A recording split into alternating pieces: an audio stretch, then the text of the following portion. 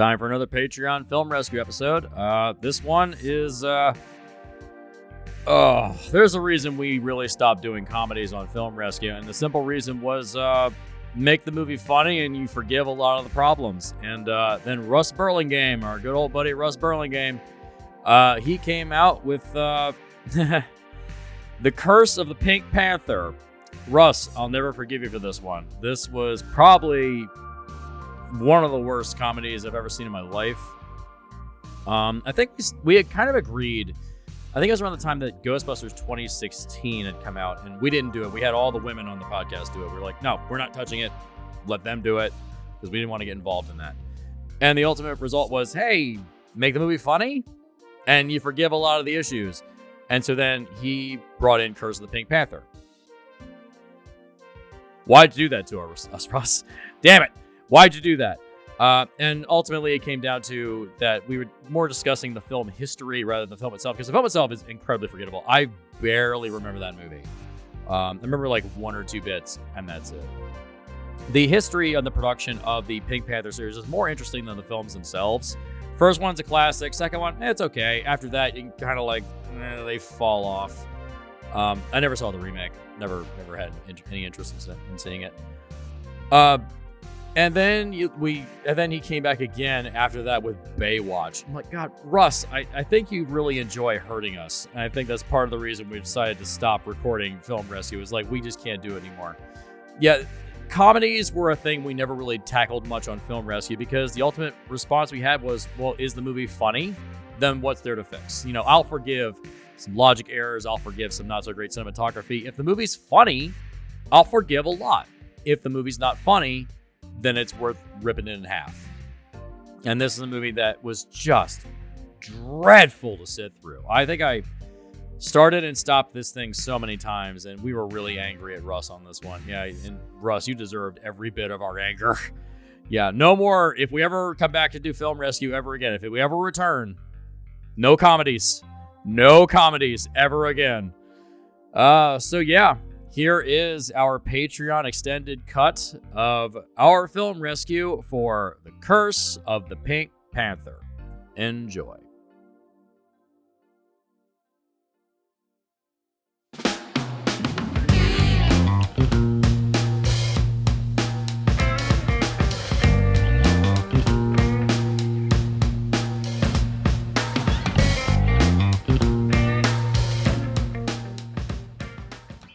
Welcome to the Film Rescue Show. We're lending a helping hand to Hollywood in fixing their feature films. I'm your Pitchmaster General, Seth. Today, we're talking about The Curse of the Pink Panther, directed by Blake Edwards. You'll find out why in a minute if this feels off the cuff for this show. I think this might be the first comedy we've ever fixed. No, didn't all the ladies try to fix Ghostbusters 2016? Is that a comedy, though? That's... Yeah! I mean, it wasn't funny. That's for damn certain. You know how you can tell a movie is really, really bad? If it says it's a comedy and you don't laugh. There's nothing worse than that. I would throw Ghostbusters more to the action side of things. Yeah, the last act's just an action movie. Yeah.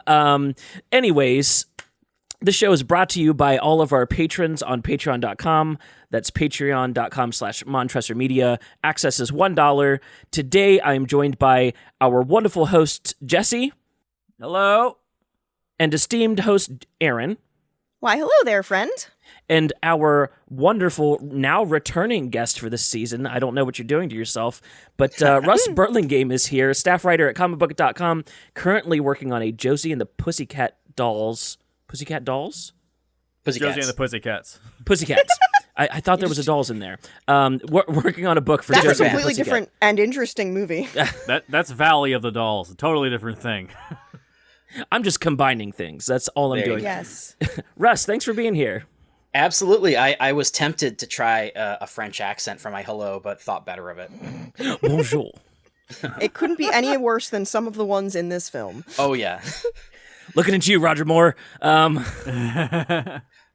mean, the thing about Roger Moore is that he's literally just 10% worse than Peter Sellers' actual, like, Clouseau accent was by the end of his run, because it just got more and more exaggerated as the series went on. You are not wrong. Russ, you threw us in the deep end here with Curse of the Pink Panther. For the uninitiated, we have a lot of ground to cover before we can even get into like positives and negatives for this movie. But I'm very curious, why this movie?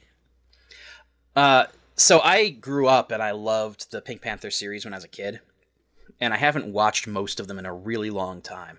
But I've been watching a handful of like video essay style YouTube channels for background noise when I'm working, and one of them was this thing, Hats Off Entertainment, who did a history of the Pink Panther franchise about a month ago. And one of the things that I didn't know as a kid was the weird and complicated like backstory to the franchise. And that got me interested in kind of rewatching a couple of things.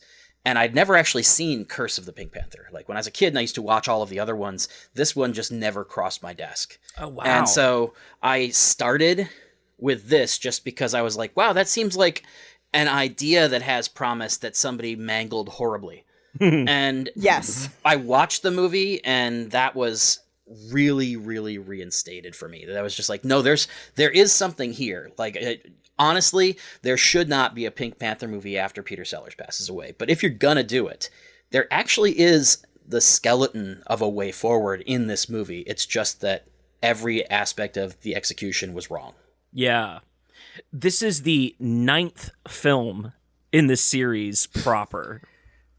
Yes, and I actually have a history lesson that I can kind of go down the various movies that came before this, because there's a lot of weirdness.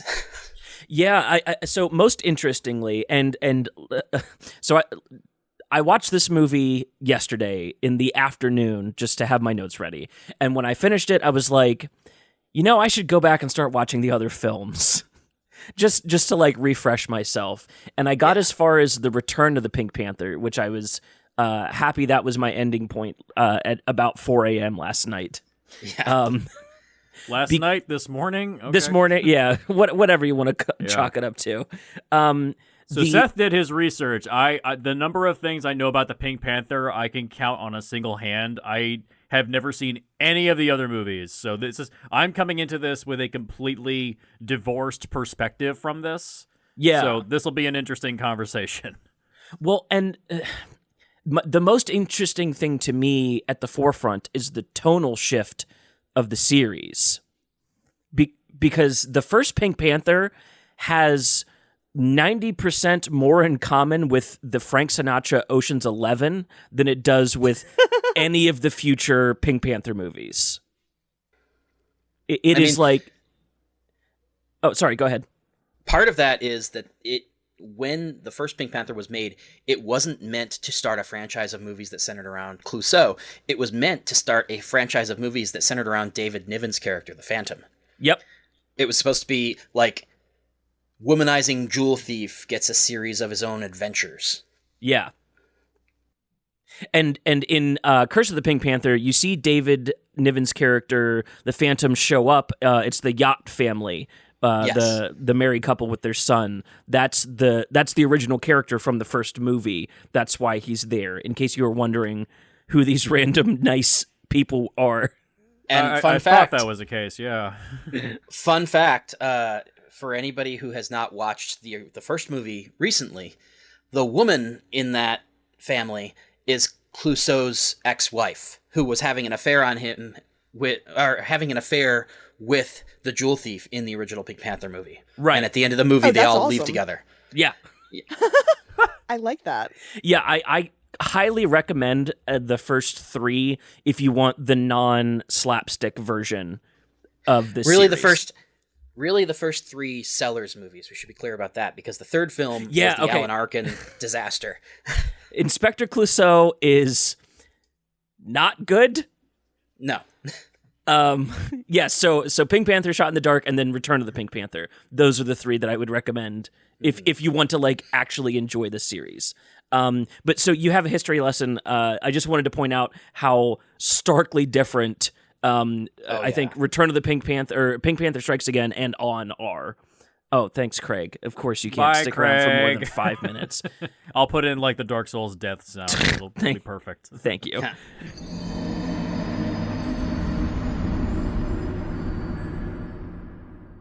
So, Russ, a quick history lesson for the Pink Panther series for anyone listening before we jump into the review.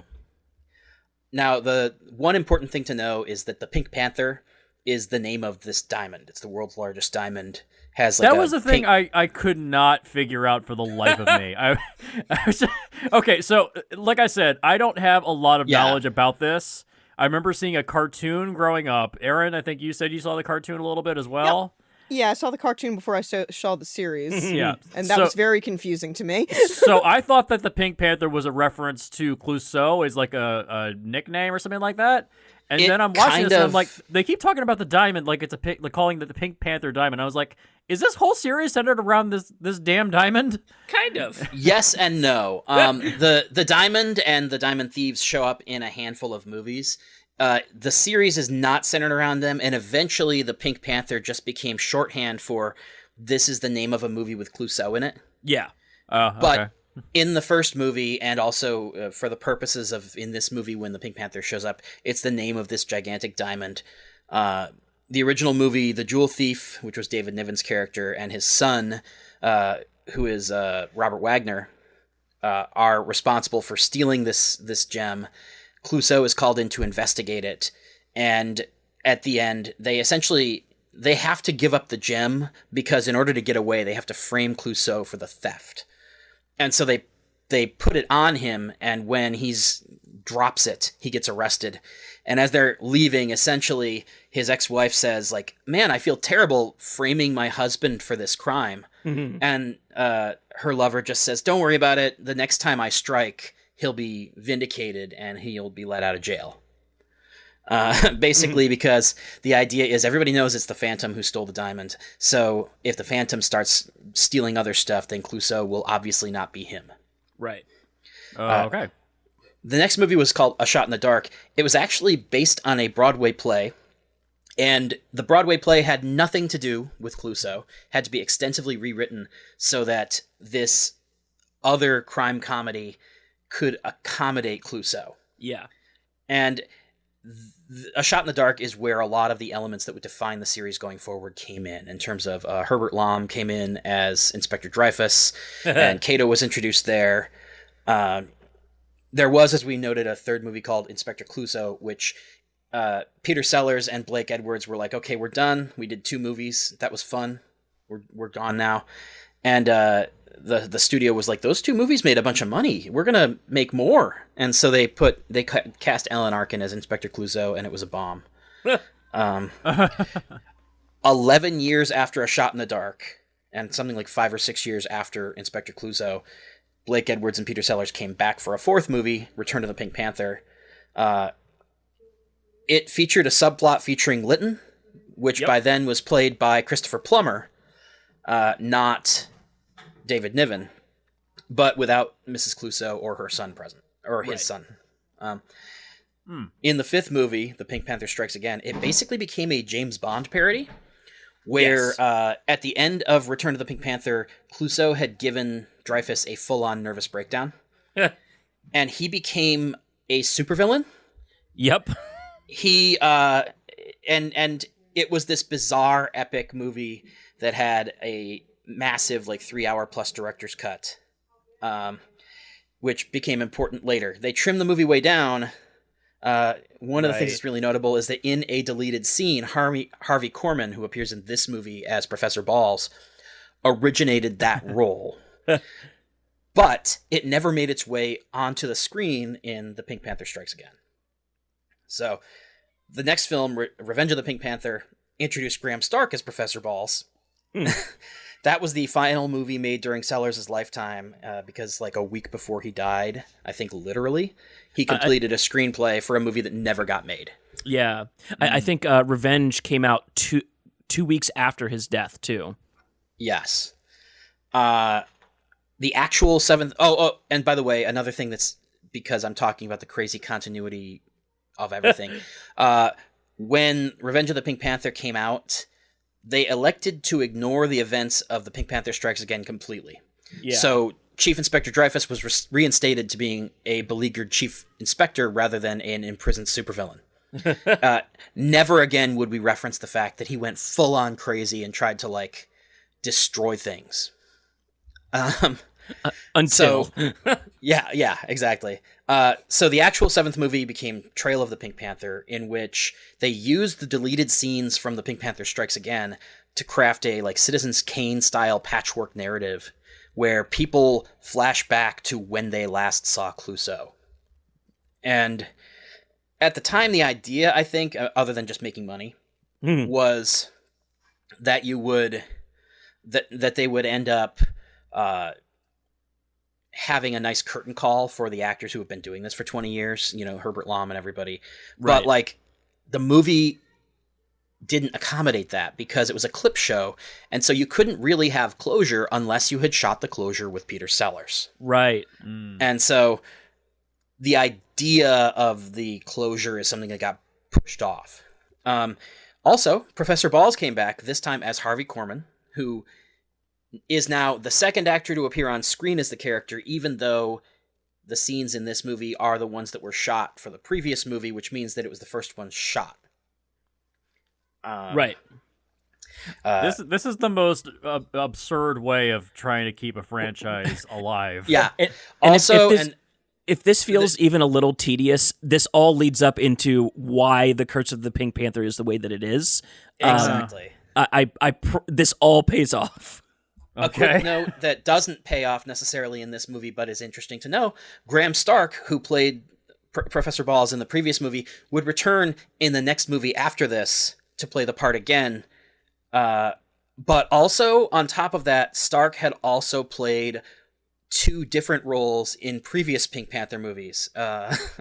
So that was interesting. So also the I just want to interject on the Trail of the Pink Panther, basically the clip show episode of Pink Panther. The Sellers estate sued the Metro-Goldwyn mayor for tarnishing his reputation because the movie was a critical and commercial failure, reusing clips from the director's cut of a movie that was shot 6 years prior. yeah. And the one thing that was really notable in Trail that pays off in Curse is that they brought back David Niven in the role of the Phantom, along with, and I did not write down the name of the woman who played Simone, Clouseau's ex-wife. But, so they brought back the couple from the Jewel Thieves, but not the son. Meaning that when Robert Wagner shows up in Curse of the Pink Panther, it's the first time he's been in one of these movies in 20 years and since the very first one. Yeah. So all that brings us up to date, and you'll notice in this movie that it brings back not just like Cato and Dreyfus, but Charles and George Litton and Simone. And then while Trail of the Pink Panther felt at the time like it was meant to be closing the book on the franchise, like I said, the clip show feel made that kind of impossible. Yeah. And so they couldn't get a more satisfying ending than what had already been filmed. So that's what we get here, is that this notion became like, we're going to have a curtain call for the people who have made this series popular for 20 years. Yeah. And meanwhile, try to tee up a future for the franchise so that if we want to make more of these movies, we can do so without just dragging all of Clouseau's family and friends through the motions again and again. Huh. Exactly. This is kind of a bizarre, windy yellow brick road to get to Oz, but okay. Yeah. Yeah. So now we're all teed up for Curse of the Pink Panther, which is not a reset of the series. No. And No, it still follows, and like after Trail of the Pink Panther, Clouseau is still missing at the start of this movie. And one of the things I'd like to ask Jesse real quick, because you don't have background for this. There are a lot of characters who pop up in this who don't have any introduction at all. Yeah. And as a result, I feel like if you hadn't watched the previous 7 movies over 20 years, a lot of this doesn't make a lick of sense. Right. Is that a fair assessment? Very fair. Yes. I thought that Robert Loggia had like a big role throughout the entire series. No, this is apparently the first film he's been in. Robert Loggia. Loggia, whatever the hell. But like seriously, there's like all these characters that just show up, and I'm like, am I supposed to know who this is? Yes, you are. Potentially, yes. Oh, God, I don't want About to do half homework. of them, yes. And that's one of the things that I'll get to in my pitch is trying to streamline some of that insanity.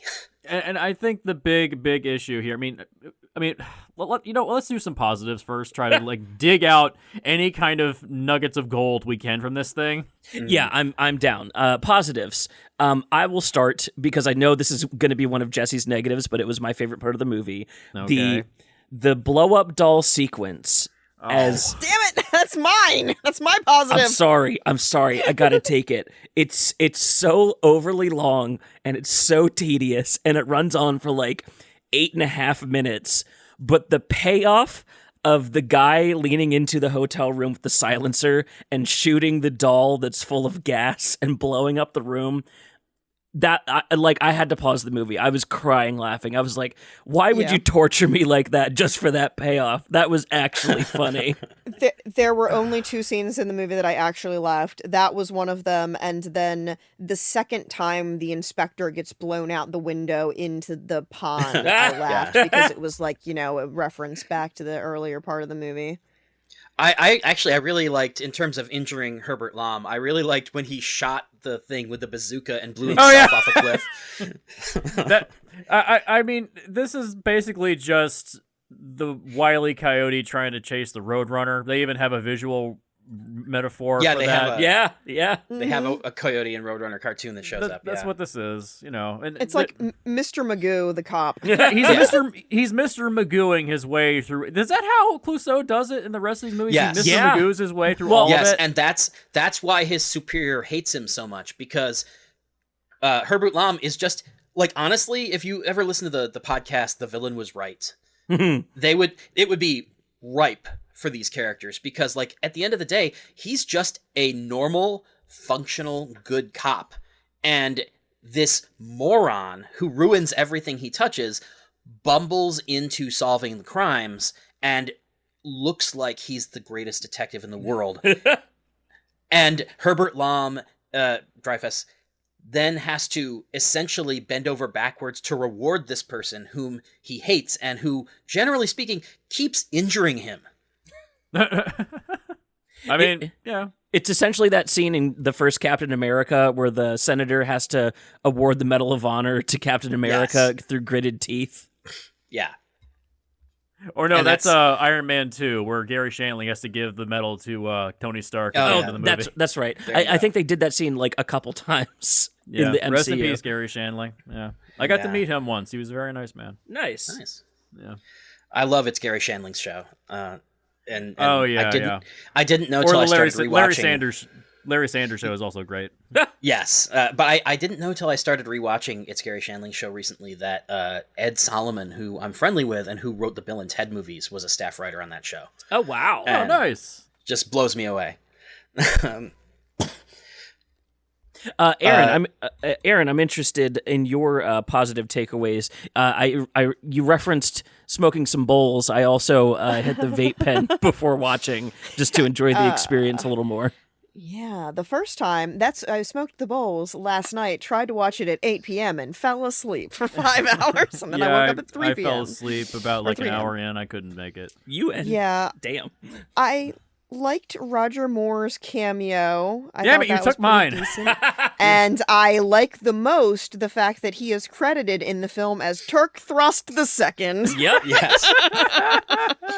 Which is apparently a nod, because I had to Google it because I'm like, what the fuck is Turk Thrust II? That's interesting. Apparently his friend Brian Forbes used the name Turk Thrust when playing cameos in his own movies, and that's a reference to that. Interesting. But yeah, I thought that whole scene was pretty funny. I also thought the whole skydiving land into the mud thing was kind of entertaining too. Oh yeah. I will say, I think that the last like 10 minutes of this movie work better than the entire beginning of the movie put together. I would say if you were going to watch this movie, only watch the last 10 minutes. Yeah. I'm split on that. I really like the assassination attempts on his way to France. Those just as little skits, they just work so well for me that I'm just the whole umbrella setup and the speed up in the camera to pull him off the screen and stuff like that. It's such like great physical comedy. I really like the assassination attempts.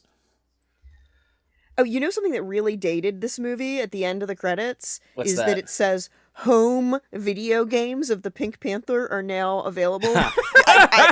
Not since the 80s have you needed to specify whether it was a home or arcade video game. I had a big laugh over that. True. I do have a couple of things I liked about this movie. Go for it. I do think that the cast is, in general, almost completely great.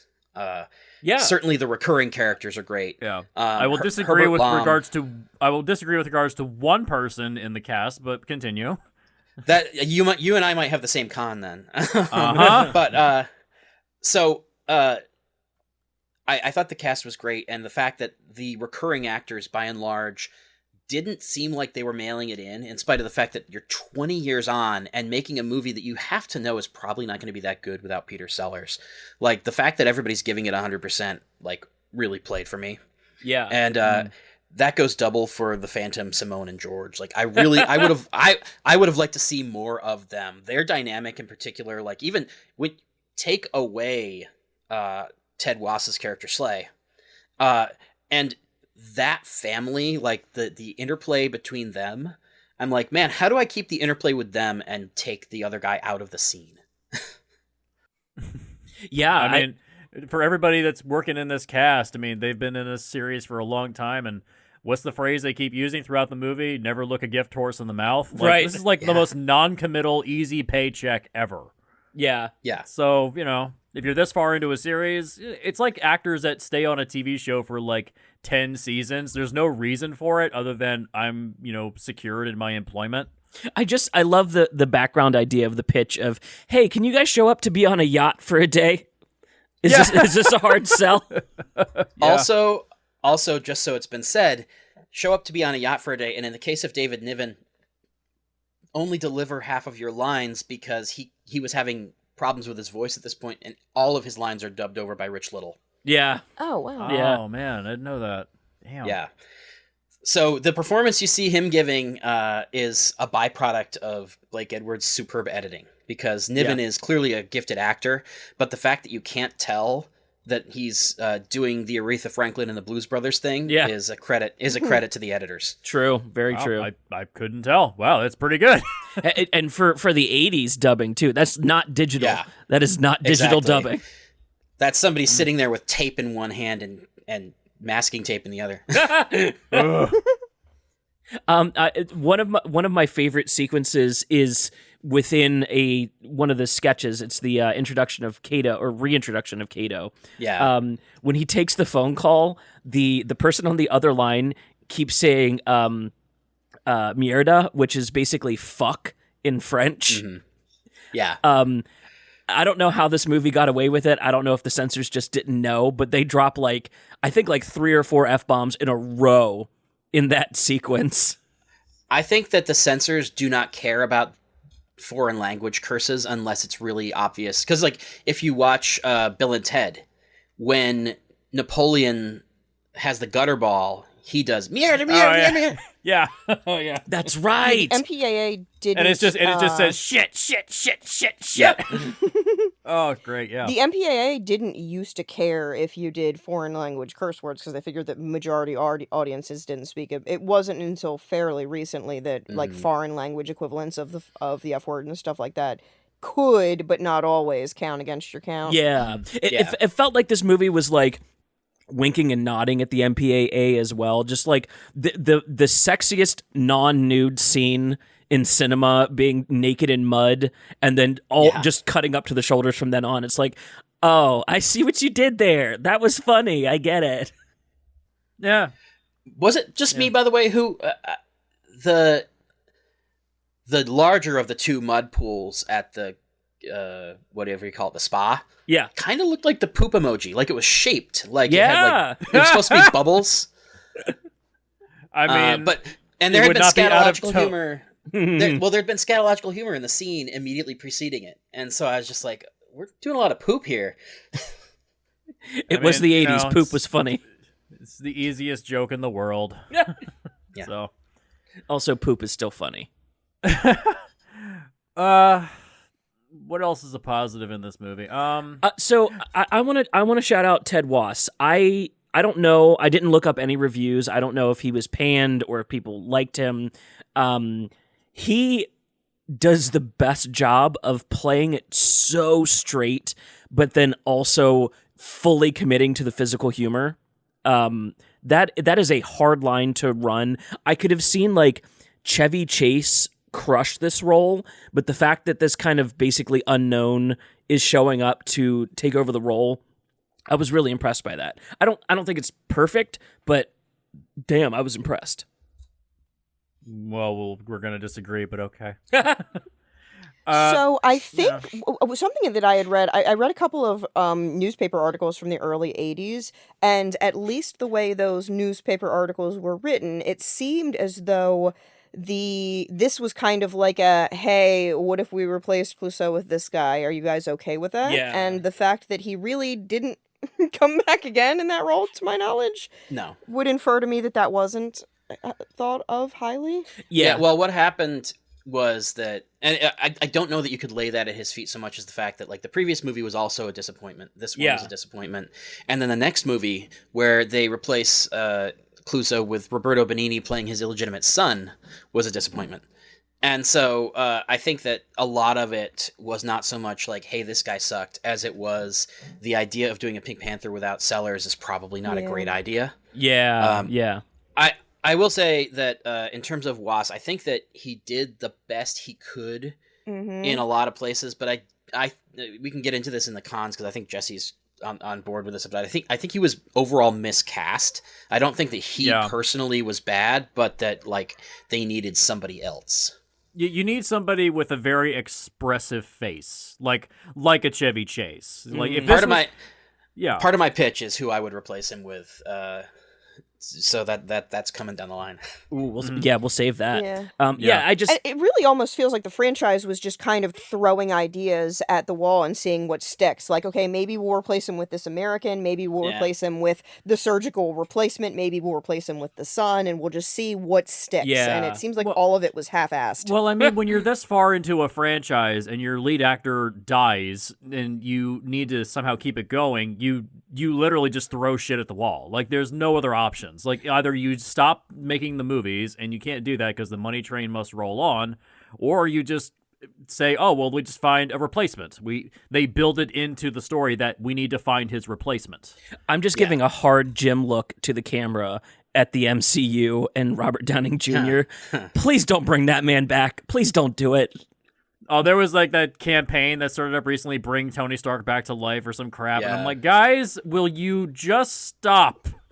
Look, I genuinely don't understand. Like, it's not like he was only in one movie and we need more Iron Man. Like, he's been in fucking everything. He's been in like 8 of those Marvel. movies. I think that we got everything we deserved, and the man can just take a nap. Yeah. and that's not even counting like cameos or something like that. Where it's like, are you counting like Spider-Man: Homecoming or something like that? Yeah, I was throwing out 8 as a base, like just as a number. But I mean, he was in literally 3 Iron Man movies, 4 Avengers movies, and Spider-Man: Homecoming, and then all of the cameos. Yeah. So that's 8 movies plus whatever else he cameoed in. Certainly the Hulk, and Yeah, and they constantly talk about him like, oh, Civil War. man, He was a fucking lead. He was a lead in Civil War. Yeah. yeah. I mean, Let the man sleep. yeah. So I have positives to this movie for me. I think I laughed twice, and they weren't even like big laughs; they were just kind of chuckles. The computer that has to calculate who Clouseau's replacement is. I like the fact that the computer is just kind of like so over everyone's shit the entire time. Nobody's perfect. Nobody's perfect. Yeah. Oh, Yeah. and it's named Aldous Huxley too. Well, it's a Huxley 600, and its name is Aldous, which is Yeah. probably a you- reference you to get it. Yeah. the Brave New World writer. Yeah. And he and also the guy who's operating the computer is named Dave, so that the computer can make yeah. up 2001 references. Yeah. The one bit that made me laugh in the whole thing is when they're doing the selection and the woman reporter is like, "Will it be a man or a woman? Does it have to be a man?" And then when the computer types out male and she's just like, "So it's a man." I was like, I giggled. I was like, "Oh, yeah, I get it." She's like very annoyed by that. The disappointment of the series for not switching to a woman. It's like Yeah. it's meta text, but it's not. Yeah, even the Yeah. remake, Clouseau is still a man, and I'm like, why? Like, you're this far along? All right. The other thing that made me laugh, Roger Moore playing himself, playing Clouseau, playing him at the end of the movie. I will say it got me to chuckle a little bit. That was funny. Because the idea is that we have to write Clouseau out of the film, so we'll have him get plastic surgery to be Roger Moore. It's like, okay. And Fine. they just show him in shadow in the opening of the movie. I really yeah, they for lack of couth, they really skirted around trail of the Pink Panther, just reusing footage and said, "All right, we'll just put him in shadow. We know how to avoid another suit." Yeah. I mean, it's not like... No, the idea of, like, doing this kind of thing, like, the next generation kind of thing, it's not like it hasn't been done. It's been done a bunch of times. It's just, don't do it like this. You know? So, that's all I got. Aaron, any other positives? You know what? I think that there was something I did like that they had included at the beginning that they were going to try and avoid, like, what is it, age, race, nationality, that kind of thing. Falling in. I mean, they still went with a white guy, but you know, the intention was good. They still end up with a 30-year-old cis hetero male from America. Yeah. Of all the choices. And I mean, the opening credits, all 7 minutes of them, are better than the movie. So Yeah, why are the credits so long? I don't know. because they're better than the movie. Like, the movie is pad. Wouldn't you want to make the film shorter if you have less content to work with? I mean, the weird thing is that it's not even like it's that short. It's an hour and 50, which for a comedy in 1985 is kind of longish. That's Unless you're It's John about a Hughes. half an hour longer than it needs to be. That is excruciating for a non-funny movie. Yes. Yeah. There's nothing worse than a bad comedy. And I mean, I think that's a good segue probably into the negatives, where like things that might have been considered funny when this came out are like a lot of the quote unquote comedy is in very poor taste now. It's racial. It's, oh wow, we put a man in a dress. Isn't that funny? Like, what's the joke? He's in a dress. No, I mean, seriously, Yeah. no, that's all we got.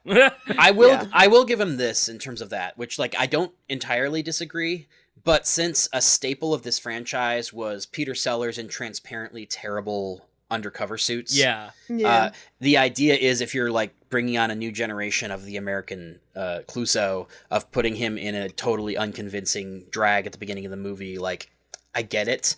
Yeah, I think it's better, especially now that we know better, to avoid painting him as a different ethnicity or putting him in a dress. But I don't know that it was transphobic as much as it was going for the like, here's a very unconvincing costume. I think my non-political stance on the whole thing is, if you're trying to replace Clouseau and your introduction to the new character is to just cut him off at the knees and making fun of him, I don't know how well that works. Like, if his introduction would have been he's very competent until he gets to France, and something about being around Dreyfus makes people clumsy. If that would have been interesting. yeah, if that had been the setup and payoff, I would have been like, oh, that's really funny. But the fact that he's basically a pissant in New York, getting reamed out, you know, for his ineptitude, it felt like, oh, okay, I get it. He's just Clouseau. I get it. Why are you hammering this horse? Oh, sorry? Why are you hammering this so hard? I get it. He's Clouseau. Yeah. Jesus. I also, to Aaron's point, I will say that as much as I would give them the benefit of the doubt about just the bad undercover costume, once you get him back to the police station and he's being berated while wearing the dress and heels, it is very much just like, oh, it's a dude in the dress. Isn't that funny? Mm-hmm. Yeah. Yeah, he walks out and he's Especially like, the oh, I I need to forgot get my bag. purse. Yeah, that thing was really weird. I mean, it's, and it's also a problem in that when you have a franchise where the comedy where the series goes on and on and on, you have to also be sure to evolve with the times. This is a series that feels like it's stuck in Arrested Development. Yeah. Like, it never grows, it never changes, and from what I've heard about the remake, it does the same shtick. So It does. It doesn't have the as much racial and gender humor, and there's a little bit more diversity in there, although not a ton. But they still cast a white American as a Frenchman instead of actually getting an actual French actor to play the part. Why would you do that other than to bank on Steve Martin as your lead character? We're not putting Pink Panther on Split the Difference. Go fuck yourself. Yeah. My big hot There is no contest. Just apparently watch the original with, rose-tinted glasses and look at it from that perspective, that time frame, and you can enjoy it. But we're not going to cover that. My big Pink Panther remake hot take is, if you had Beyonce, put Beyonce in the title role. That would be so much fun. Yeah. Change it around, please. My con, because I know that we'll talk a little bit about Ted Wass, which, like I said, I think that he's not entirely at fault, but there are elements of his performance that we'll want to touch on. But my thing that Jesse's not already going to say is the plot is just too complicated with too many characters that have either minimal or no introduction or explanation of who they are. Yes. Now, which is weird because the plot's not that complicated, really. It's No. just we're trying to kill the guy replacing Clouseau. Yeah. Yeah, well, and that's the thing. plot, but Everybody has the same motivation, and so you kind of just go with it because, you don't need a lot of explanation. But the reasons to get kind of all these disparate groups to kind of try to kill him they get all muddled. And once they finally all kind of come together, it's hard to figure out who is who. There's that shootout in, or not shootout, there's the big fight scene in Spain, and you're like, what am I watching? You're watching Robert Loggia. R as in Robert Loggia. It's a Family Guy bit. Speaking of Family Guy, that was a purposeful segue. This movie and its cutaways are odd for I get the comedy of cutaways, but it takes that whole sequence to set up a character who is a bad guy in a previous Pink Panther movie, the Kung Fu Master. Not his first outing in this film series, in case you were wondering. He's been around, and it's the only character they take the time to set up who it is. Yeah. And because it's funny because had they done that for everybody and spent just 3 minutes, it wouldn't have expanded the movie that much. But that scene wouldn't have felt so weird. And it's a weird scene. I think it would have felt weird on some level, but it wouldn't have felt so completely out of place. Okay, so why? It felt like the setup for Kung Pao or something. Yeah. You know what I mean? It really just Kato, no introduction. He just starts beating on Slay as soon as he gets there. Also, every time they said Kato, I was like, is Green Hornet going to show up in this shit? I'm pretty sure that one probably that the Green Hornet or not Green Hornet, the Pink Panther's Kato probably was a direct reference to the other one. I have no reason to believe that other than just the fact that he's the Chinese sidekick and his name is Kato. Yeah. But this Kato is spelled with a C, whereas the Green Hornet's Kato is spelled with a K. That's how they got around it. That's true. And also for I was going to say for copyright reasons also, depending on who's speaking, some people call him Kato, some people call him Kato. And so I feel like they just didn't know what they wanted to do with that character other than hey, we want a Chinese guy because we think it's funny that he has a butler whose shtick is that he's constant. Here's the thing. This will not make sense to Jesse, and Jesse, this will explain something to you. The relationship that Clouseau had with Cato is that he's his butler, but also his job is to keep Clouseau's like combat skills sharp by randomly attacking him. And so they have, in each of the movies where Cato appears, there's an extended comedic fight scene where they're like breaking through walls and ruining the bed and basically just like ruining that apartment over and over again, fighting each other. It's basically the opening to the Eric Andre show. Oh, yeah. Okay. And so you have this thing where like one of the, I think it was the one from Return of the Pink, I don't remember. There was one scene where like it ended with Cato starting a fire because he charged at Clouseau with a bow staff and ended up breaking a tube TV. So like that is the reference there. It's not just that he's attacking the guy because he's a trespasser. In fact, he knows who the guy is. He's not attacking him because he's a trespasser. He's attacking him because this is what his role is in the franchise. Okay. Yeah, his role in the franchise is also to be called My Little Yellow Friend by Clouseau. Right. Yeah. Fortunately, like this is one of the least racist portrayals of that character that I remember.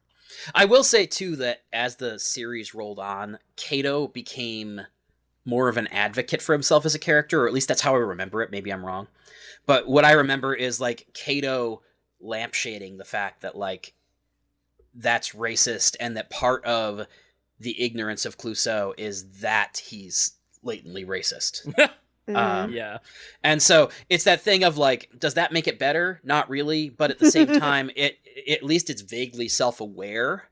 Yeah. And I think that to kind of what you were talking about in terms of Arrested Development, the idea there is we established that this is the humor. We're not going to abandon that completely, but at the same time, we're going to acknowledge that like maybe this is what makes him stupid. And maybe that's why they gave him that good bit on the phone too, which is again one of my favorite little bits within the movie, just to expand his comedic role.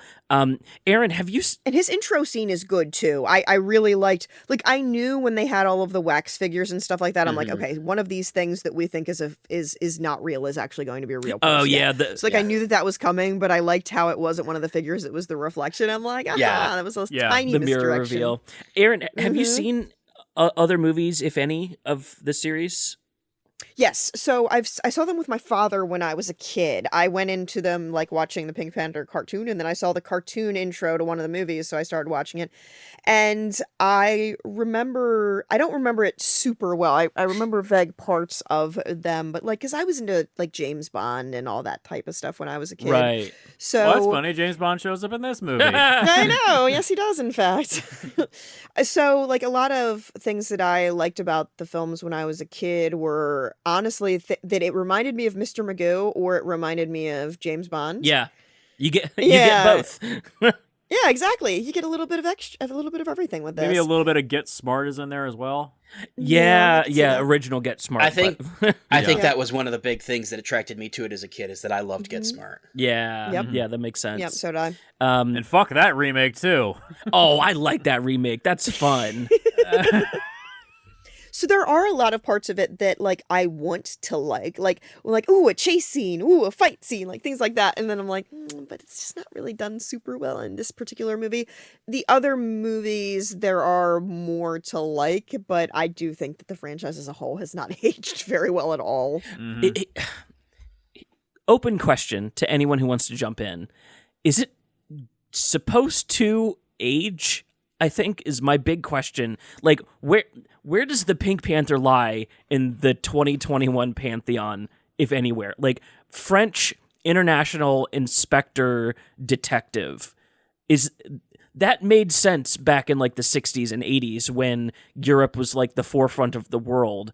We've kind of like stepsoned them into the back corner. Does that even work anymore? Is there another country that could step in and do Pink Panther? I guess I'm just curious if this is supposed to age, because they're talking about another reboot again.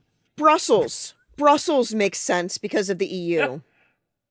I actually kind of think that going with an American might be the way to go, simply because then you can play on the trope of the ugly American, as and opposed the ignorant to American and the racist American and the incompetent American. If you do this in a way that is not like, to your point, it's like, okay, so France is no longer like exotic and weird. But if we try to take it someplace that the general public considers exotic and weird, it's inevitably going to become racist because the idiot is the person representing that place. Yeah. Yeah. That's why I was saying, like, Brussels, since it's the seat of the EU, so it is like a... Mm-hmm. So to me, I think that's one of the things that, like, I do think that this movie doesn't age well, or not this movie, this franchise doesn't age well, but I think that its place in kind of this comedy pantheon is looking back at an era of stuff that did not age well. Like everything from the 50s and early 60s that we consider great really doesn't age very well. If you look at it through a contemporary lens, you have to kind of look at like, okay, what are the things that they establish in here that we can actually use going forward? Yeah. And divorce them from the stuff that's fundamentally broken.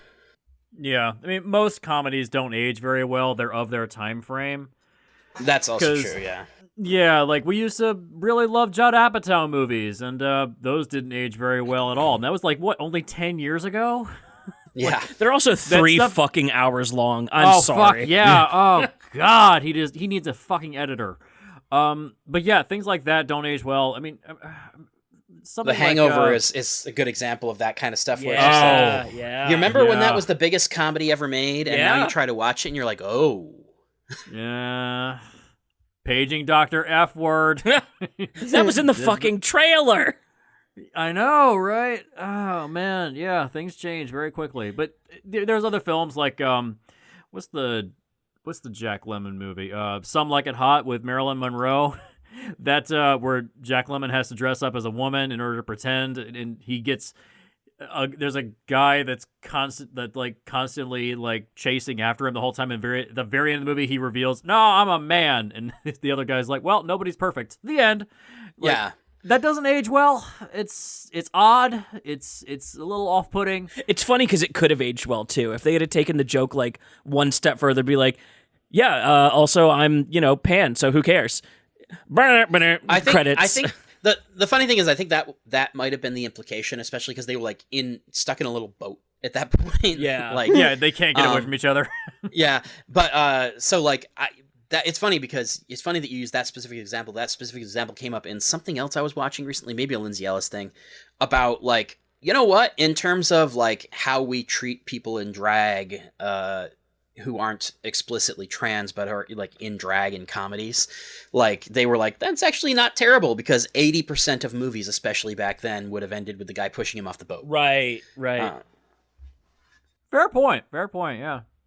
So the second half to my question is this style of comedy, physical comedy, skits, this kind of slapstick, doesn't really exist right now in general, and where it does exist, it's not executed TikTok. well, and where it doesn't Exists in TikTok.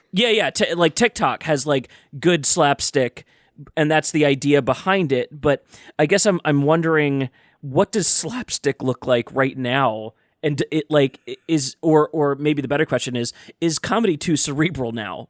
Are we thinking too hard in our comedy? Well, I think we're also kind of cynical at this point that the comedy that we all strive for is like the Office comedy, where it's so like cynical and sarcastic and dry that slapstick doesn't really fall into that. You know? I think one interesting thing is that this movie was originally, like, the intent for this was for it to be John Ritter. Okay. So you talk about somebody who has a long history of physical comedy, and now, like, when I think John Ritter, because of when I grew up and what my interests are, I don't think necessarily Three's Company first. I think of him as the dad on Scrubs, because Scrubs is like one of my favorite sitcoms of all time. And the idea of Zach Braff as like heir apparent to that kind of slapstick physical comedy, to me, it's kind of the key to when you can make this work, which is that Scrubs is smart, but all of physical comedy is character driven and story driven. Like, the jokes aren't coming just from pratfalls. The pratfalls are part of a larger a part of his character, and what you're really laughing at is JD, not necessarily the fall in specific. Yeah. And so I do think there's a way to make slapstick cerebral, but I think that our sensibilities have evolved to such a point where, like, we've seen all of the, like, Three Stooges that we need to see to be like, anybody doing this kind of slapstick that's not really rooted in character, it's just kind of situational. It's like, I've seen a better version of this. I've seen John Ritter, I've seen the Three Stooges, I've seen Laurel and Hardy. And so the idea of somebody like doing a movie like this and not really having it driven by either the story or the character, but having it kind of joke driven, I don't think that works anymore. Well, and it also, I mean, it works in short spurts. I mean, like the Eric Andre show or Tim and Eric, things like that, where it's like very kind of just crass the entire time, but it's so over the top that you can laugh at it. Like there's that meme of Eric Andre shooting the guy in the chair. Like it's like that's funny because it's situational and it's like what, 30 seconds and that's it. Yeah, just it's like the build-up is so short to the punchline, so it is possible, but in long-form media like this, I think it's kind of gone to the wayside. And also, the people that I think drove that into the ground are those motherfuckers, Aaron Seltzer and Jason Freeberg, those fucking scumbags that try to ape the oh god, what the hell? Airplane, Top Secret. Yeah. Oh yeah, the Scary Movie guys and yeah. They tried to ape the style of remind me their names. Oh, Zucker Brothers. That's it. They tried to ape that, and it was done in such a crass, cynical, exploitive way to just bilk money out of the studio system. Even if the movies failed, they still got paid. Yeah, like that. People kind of like they don't make these kinds of films anymore because they see how easy it is to exploit it. That's that's a really solid point I wouldn't have thought of, because those were so popular for a short window of time, and because they're cheap to make. There were so many of them. It's like you just fill them with cameos, and it's like the movie's basically done. Yeah, and so that's a really good point. Like, I hadn't thought about that, but you're right in the sense that, like, I haven't really seen that kind of comedy be successful since those guys kind of burned the candle at both ends, and it became like, now I see that kind of comedy, and I don't think it belongs on the big screen. I think like, oh, this could be a direct-to-streaming thing that I watch a half an hour of and turn off. Yeah, and that's what they are. They go right to streaming. I.e. Adam Sandler. They don't go... Yeah. Yeah, also burning the candle at both ends, but he makes millions of dollars because he has a huge fan base. Please, stop. Millions to go on vacation. That's another thing. Like, a lot of these movies are like, oh, we got paid to go on vacation. Which, like, look at this movie. Like, they're on a yacht for half the movie. Yeah. It's funny. One of my favorite book series is Gregory McDonald's Fletch books, which, again, super problematic now because they were detective books written in the 70s. I was thinking about Fletch while watching this. I was like, if this was Chevy Chase as Fletch, this could work. Yeah. But in the Fletch books, it did get to the point where, like, when Gregory McDonald was an old man who had a bunch of movie money from Universal, he just started, like, going on vacation and then writing a novel where it's like, oh, here's Fletch at Carnival, because then I can write off my trip to Rio. I mean, good for you, man. Yeah. Get good for you. Paid. Aaron, you brought up TikTok a minute ago. I'm curious where you see that kind of comedy landing in, like, because Russ was saying, this kind of goes straight to streaming when it's out there. I'm curious where you're seeing that land on, like, a big screen format.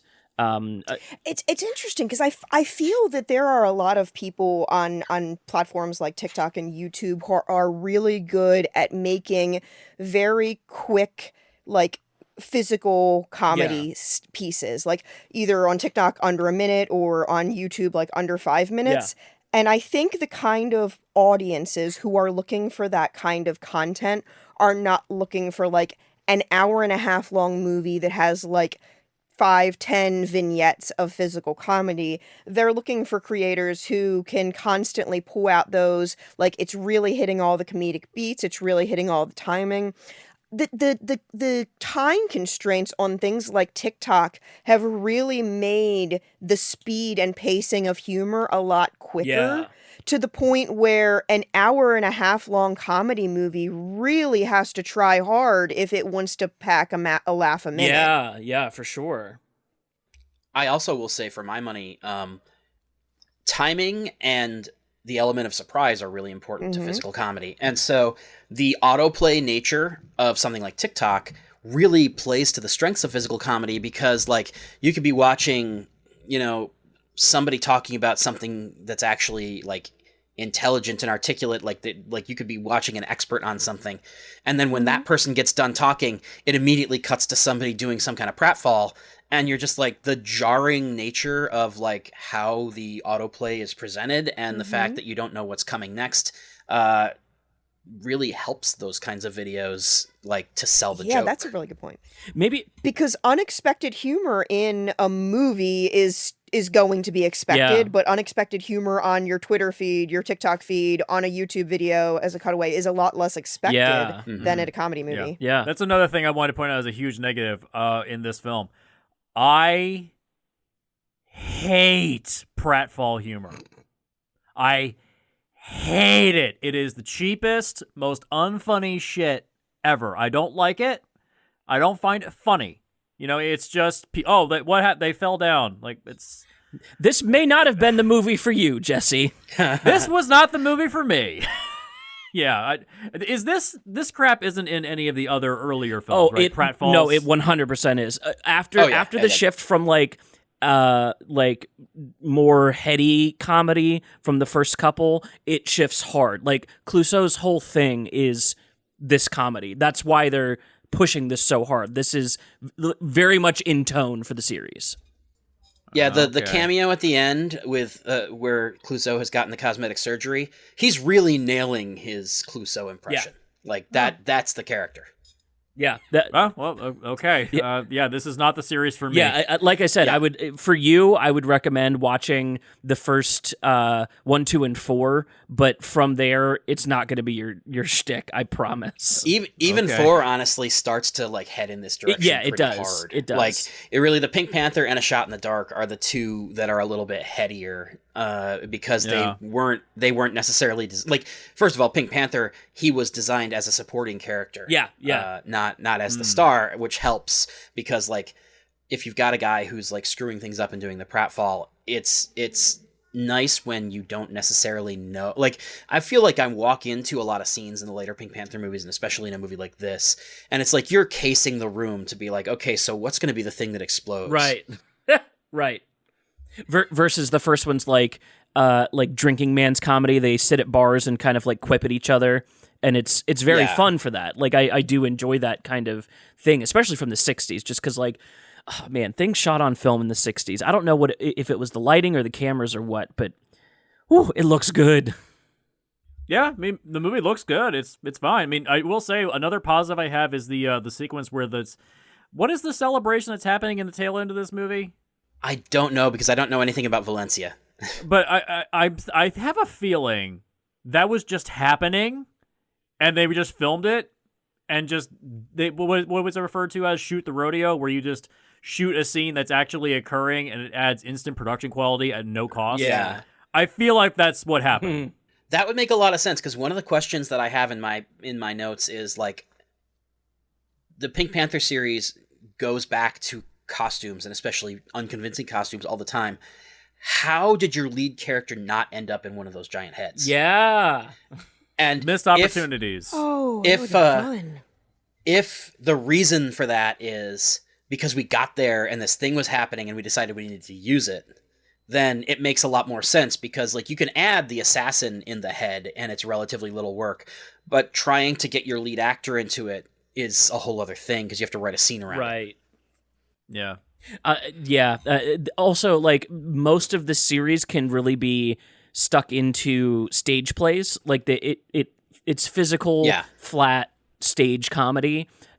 This is I think if I remember correctly, one of the first ones that shifts into that like more cinematic, larger sets that you need to see, the entire layout, extras, and things like that. I think Strikes Again was a little bit more like that because, again, it was a James Bond parody. Right. But... yeah. Well, any other major negatives or positives anyone wants to call out? I'm guessing we're all going to agree, but this film is probably not worth watching if you're interested in following the legacy of the Pink Panther series. Yeah. Here's what I wanted to say. Where should somebody tap out? Where should somebody, because there's 11 movies in this franchise, not including the remakes. Where should someone tap out? It really depends on your sense of humor. Yeah. But somewhere between A Shot in the Dark and Strikes Again for me. It got sillier and more slapsticky as it went. Strikes Again, I loved as a little kid, and so probably it's terrible, but like I have rose-colored glasses for it. Yeah, I think Return is my tap-out point. If you're going to watch them, watch the first 4. Clouseau, you can skip, but it just ends up in the timeline. Strikes Again, I'm weirdly on the fence about. I don't know, but that's just me. One thing I should say, because we all kind of laid off this, but I want to talk about it before we get out of the cons and into the pitch, is the reason that I had an issue with Ted Wass and the way that he was miscast is because this movie wants him to be Clouseau Mark II. Yeah. But it's pretty clear watching him that he is more comfortable as a quipster. Yeah. And more than a physical comedian. About half of his attempts at physical comedy in pratfalls don't work for me.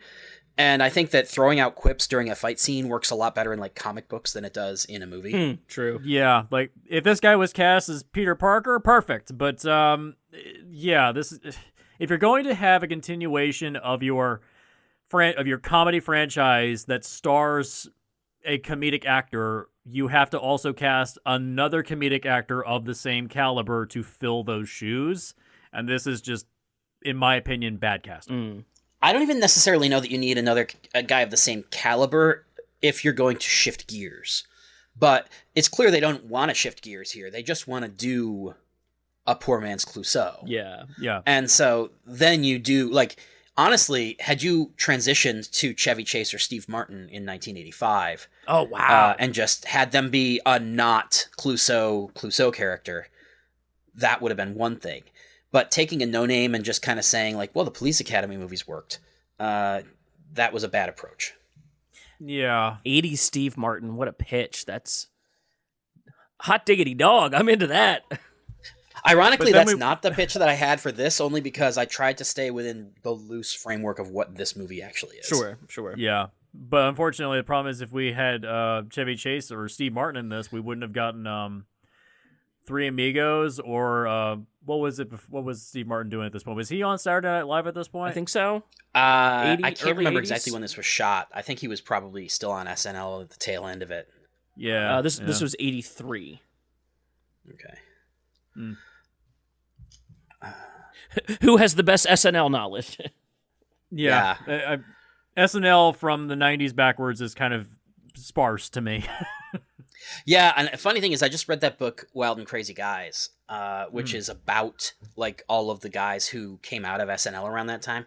But because it like essentially is structured in such a way as to follow people's careers, I don't remember like what was happening at SNL when, because it would jump from like one actor to the next instead of following in a chronological order. Oh, interesting. Yeah. There's another book which got turned into an okay movie on Netflix called The Futile and Stupid Gesture about the history of National Lampoons. And there was all these people that came out of Saturday Night Live that went to work for National Lampoons, like doing films and skits for them. It was, there's all these like Chevy Chase, Harold Ramis, all these different people that came out of it. John Belushi, they all just were so successful on Saturday Night Live, and unfortunately the problem was that I think it was Doug Kenny was pissed off because it was their competition for a while, and then they were like, oh, why don't we just hire them? Just ask them to come over because we have a lot of cocaine over here. Let's do that. Oh, yeah. And that was kind of the draw. A Man with Two Brains came out in 83. It's like perfect Steve Martin material. Yeah, Which there is you funny go. because that movie was actually a bomb at the time. Like people like it more probably now than they did when it came out. Yeah. Mm-hmm. All right. Yeah. Let's roll through to the break. But let me throw to Aaron real quick. Any final thoughts on Yes. negatives for this film? Anything that really stood out as why you didn't enjoy it besides falling asleep? No, I mean, mostly just pacing and it not being super interesting. Yeah. Pacing wasn't brought up. That pacing is a big issue. Yeah, pacing it's, is- it's just very boring. It's Yeah. it's boring because the scenes go so fast. Well, It reminded me a little bit of like Quantum of Solace, where the foot's on the accelerator the whole time to the point where the engine becomes white noise, where it's like we just go from scene to scene to scene, and everybody knows where everybody is at all times, even though this is the 80s. And he just- apparently everyone. Yeah. he shows up in the next country on location. Like there's no there's no He teleported. One positive I do want to call out as we go to the break. I don't know if anyone else caught this. The name of the taxi company that the American Frenchman is driving. Yeah. Nice Taxi. Do you get it? See, I noticed. Well, they were in Nice, weren't France. they? Yeah, I just assumed it was Nice. Yeah. Actually, I will say I liked that guy a lot. Oh, and yeah. I kind of expected that he would be something. He wasn't. He was just like a gag. He just bails But, over the like- wall and leaves the movie. Yeah. Yeah. Yeah. I thought there was going to be something more to that, and I was just like, nope. Yeah. Okay, well, that was a fun idea. Yeah, there's no building jokes. That's the big missed issue. Is like recurring gags and building jokes is kind of absent. Besides the Yeah. never look a gift horse Yeah. in the mouth. That shows up a couple Yeah, times. I mean, I will say that the Julie Morgan character, Oh, yeah. who shows up for the last 20 minutes, like, I loved her. Like, I would have watched a movie about her. I thought she was gonna have this whole like running side story. She's like an Interpol agent, also tracking down Clouseau, and that's why they run in opposite directions. And I thought it was gonna be a whole thing, and nope. My Yeah, guess that did not pay off. My guess, because she had ties to Clouseau, but wasn't actually like in the mix over there. Like, my guess is that if this movie had succeeded and they made a second one, at least she and possibly the taxi guy would have been part of Slay's supporting cast going forward. I'm guessing that was a very, very tame sequel bait. The PPEU. Is Slay in the next film? No, this is his one and only appearance. The next film that they made was like 5 or 6 years later, and it centered on Clouseau's illegitimate child. It was also a bomb, and they didn't make another one, I think, until the remake. Yeah. Yep. It was starring the guy from Life is Beautiful, Roberto Benigni. Roberto Benigni. Yeah. Oh, that's not a bad casting. It's choice, really honestly. not. That's, No. Yeah, it's really not. that's good. The funny thing is, the concept of this one was solid, but it was miscast, and the pacing was all messed up. The casting and pacing of the next one were pretty good, but like the plot was not there, and honestly, by that point, everybody was mailing it in. It's like if they would have had Roberto Benigni in this movie, it might have worked. Yeah. Yeah. Yeah, I can see that. All right. It's like you could mix those two together and come up with one respectable movie. Probably, yeah. At least a couple of the good gags from each. Yeah. Let's run to a break real quick, mostly because I need to pee like the Pink Panther. I think that is going to do it for review and history lessons. I'm sure more stuff will come up during Russ's pitch, but in the meantime, let's go to a break. You can check out everything Russ does on comicbook.com, where he's a staff writer. Also, you are on Twitter. I think it's at Russ Burlingame. Am I right? Yep. At Russ Burlingame. Or if spelling Burlingame is tough, just go to Josie Book, because josiebook.com is where I'm selling pre-sales of the Josie Book, and also has all my social media stuff. Perfect. Sweet. Let's take a quick break. In the meantime, here's a word from one of our friends. Hello, all you kings, queens, and those in between. Friend of the Film Rescue Show, Paresh Maharaj here. You've probably heard me on the Bohemian Rhapsody and Pacific Rim Uprising episodes. And hey, if you liked what you heard there, I have some good news. I have my own podcast. It's called Busted Limes, where me and my co-host Black Belt and the occasional guest discuss all things nerdy, be it superhero movies, kaiju, anime, video games, you name it. We're available on all major podcast platforms, including Apple Podcasts, Stitcher, and Spotify. So, what are you waiting for? Come bust a lime with us. Welcome back to the show. I'm joined by Jesse, Aaron, and our esteemed guest, Russ Burlingame, staff writer at comicbook.com, where you can check out his stuff. Also, his book that he's working on, Josie and the Pussycats. What's the website address for that? It's josiebook.com. It's the book is called Best Movie Ever. Nice. It's an oral history of the 2001 Josie movie specifically. Very excited for that. I will be Yeah. buying in early on the website, josiebook.com. Russ is going to fix, oh man, this is the oddest intro.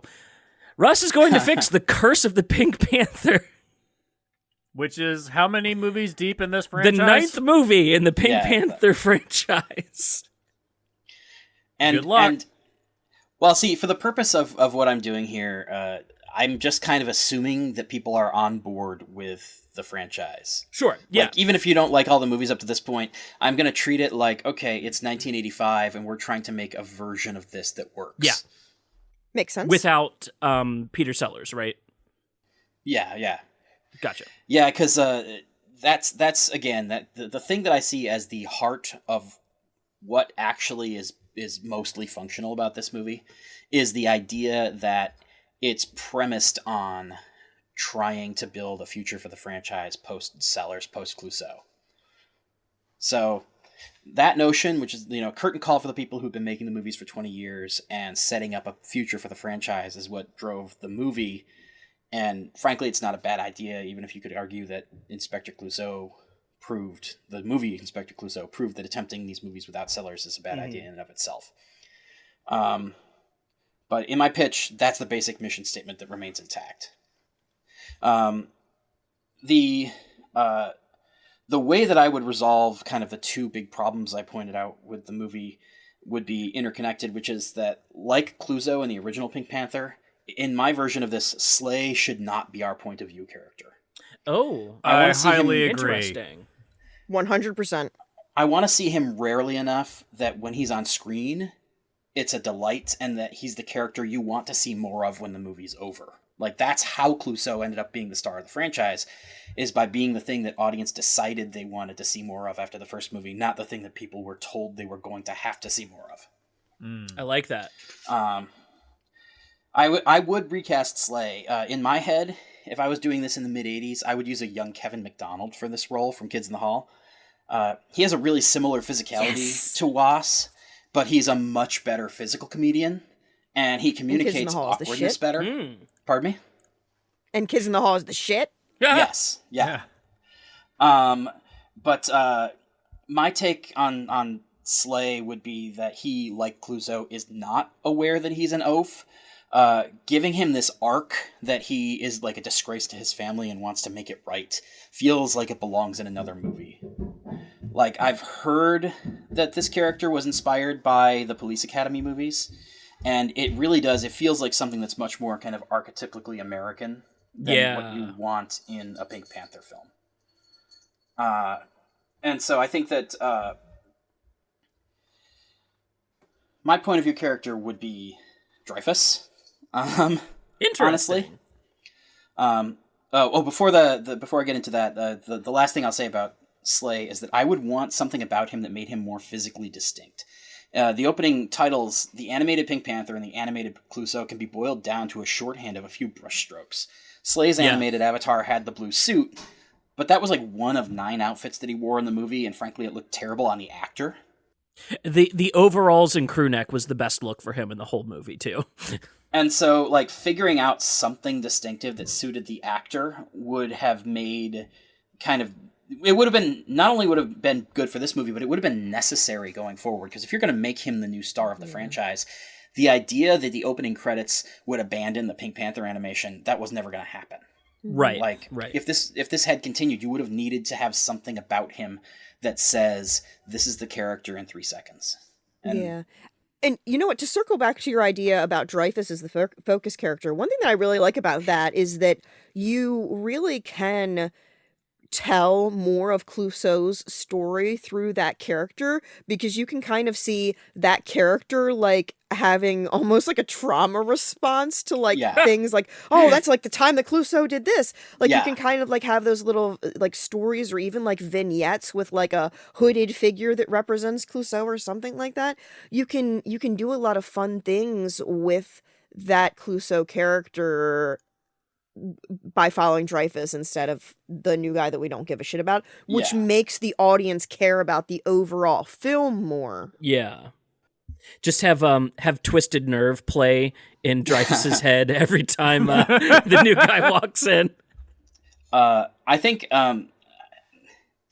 part of it too is I think that, like I said about the villain was right kind of idea. Like I think a lot of modern audiences would look at this, and it's like The Office, where a lot of people, even if they enjoy The Office, they acknowledge like, oh no, Michael Scott is the bad guy, and he is not somebody you would want to spend time with.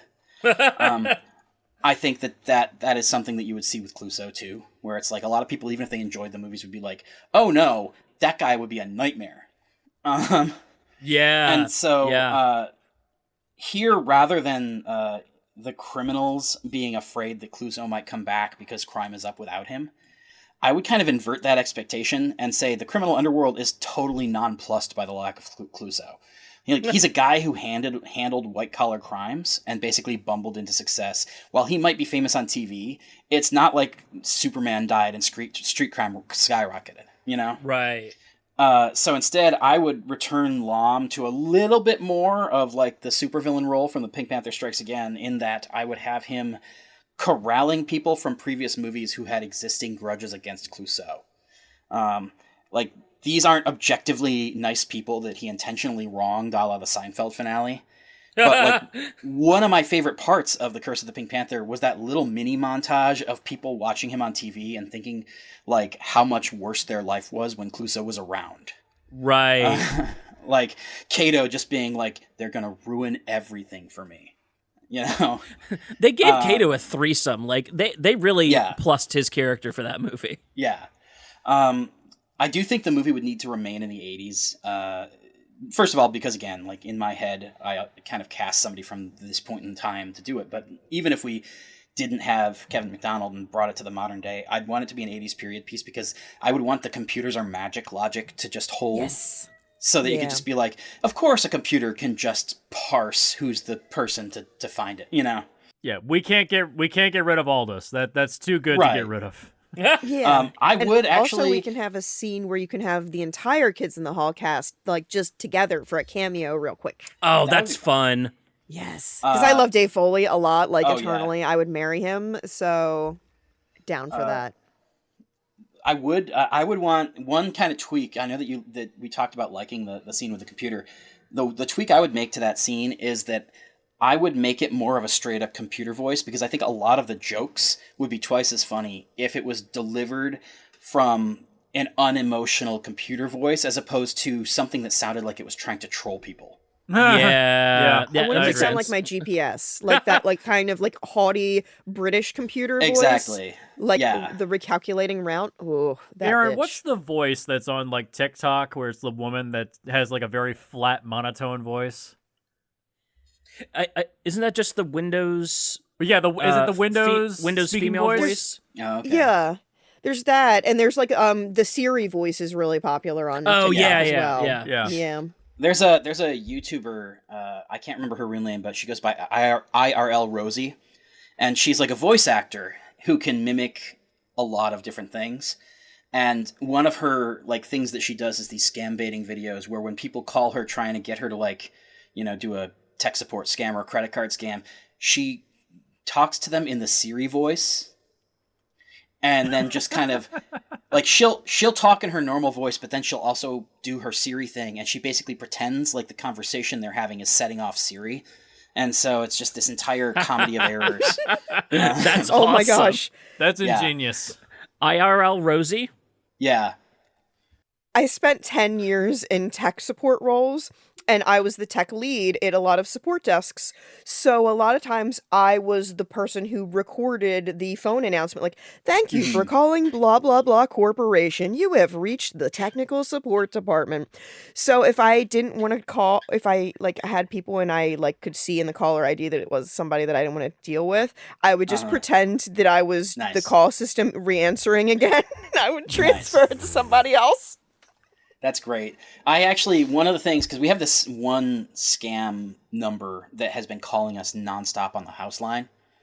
And so when I'm home, I just now answer the phone like Mr. Movie Phone. I'll be like, "Hello!" And they think it's an answering machine and hang up instead of trying to waste my time. I love that. Yeah. Can we add that as a bit into this movie? That would be great. Yeah, right? So I really like the idea of Dreyfus trying to sabotage the investigation. Like, the idea that his entire motivation is, no, we cannot bring him back. No! Like, that totally tracks for me. Yeah. I agree. That's the one thing in the movie where I'm like, yes, that makes sense. His boss hates his employee so much, he's willing to sabotage an investigation to keep the next iteration out of the department. I like that. Right. And I think that the thing, kind of like you were talking about with the trauma response with Slay, I almost would like the idea of Slay isn't quite this bumbling. He's just kind of average, but Dreyfus irrationally assumes that this bumbling Slay would become the next Clouseau and somehow spoil his plan. And so that provides him with the motivation to try and stop Slay. But because in this version, there's no organized crime trying to do it, and all of the people that Dreyfus is trying to corral are basically just amateur criminals who, like, they aren't working together, they're not experienced with this, many of them don't know who one another even are or what they're doing. I would see them as being, like, kind of forever accidentally sabotaging one another, because they're trying to stop what's directly in front of them, but not seeing the bigger picture. Like, the scene where the car bomb foils the gunman is a great example of how this would work. Oh, yeah. Where Momentary genius, yes. Yeah. And that's the thing of, like, okay, so these two people don't know that they've both got the same goal, and so they accidentally both foil one another. Like, had those guys gone to the bathroom and not gotten in their car, the car bomb would have gone off, and problem solved. You know? And so that would be kind of my guiding light for how a lot of the interactions would go of the people trying to assassinate him. I love the idea of the criminals being equally as bumbling, just less comedically so, and more like, plot-drivingly so. I like that idea. They're just everyday people, and they don't, like, this isn't what they do. They just really don't want Clouseau back.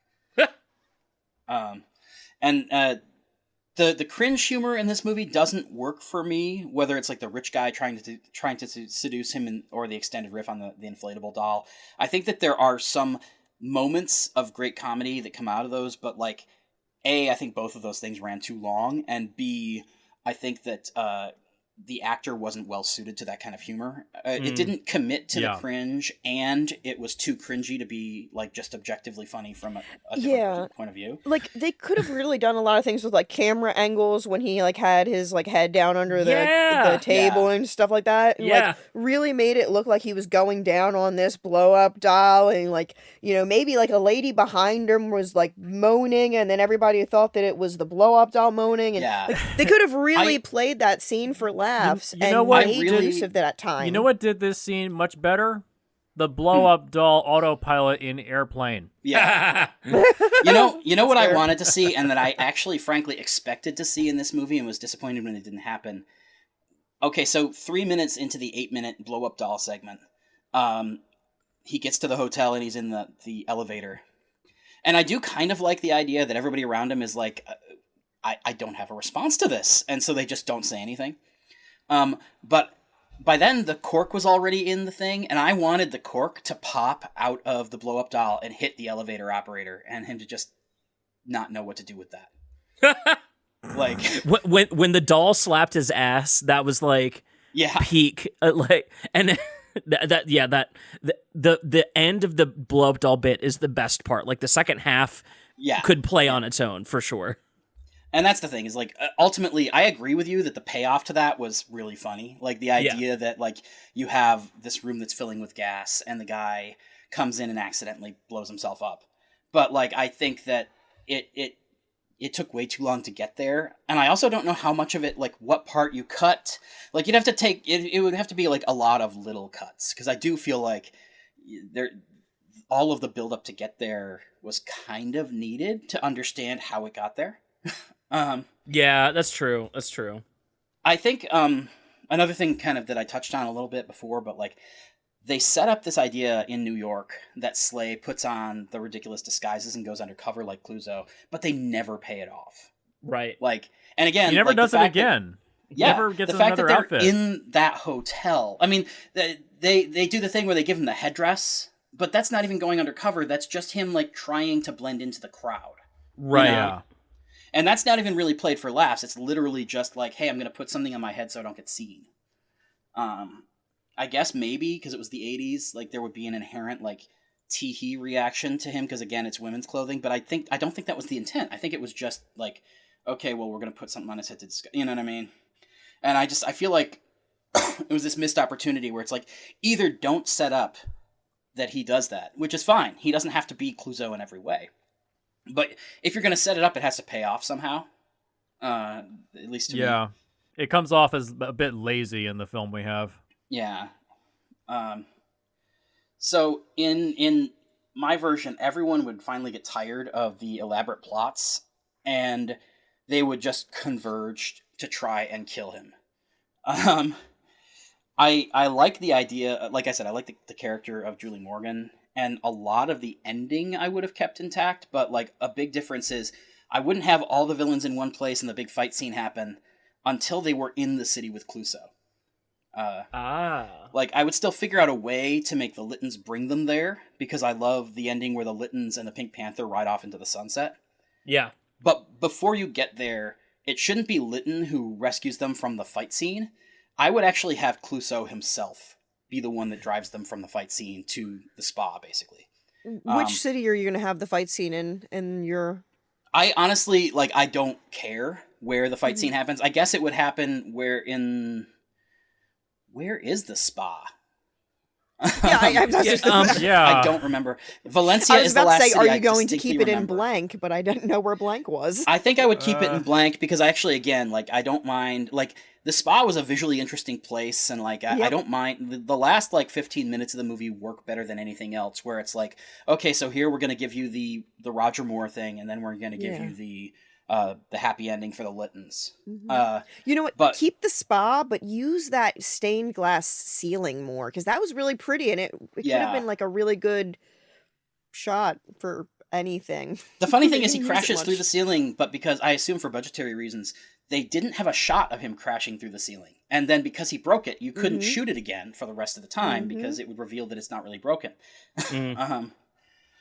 But yeah, so when you had the big confrontation and they like make it out alive and then run off, I would then have the first reveal of Clouseau, which again, I would not have had him show up in the cold open. I would not have had all of the teases of him with the surgery, the bandages on.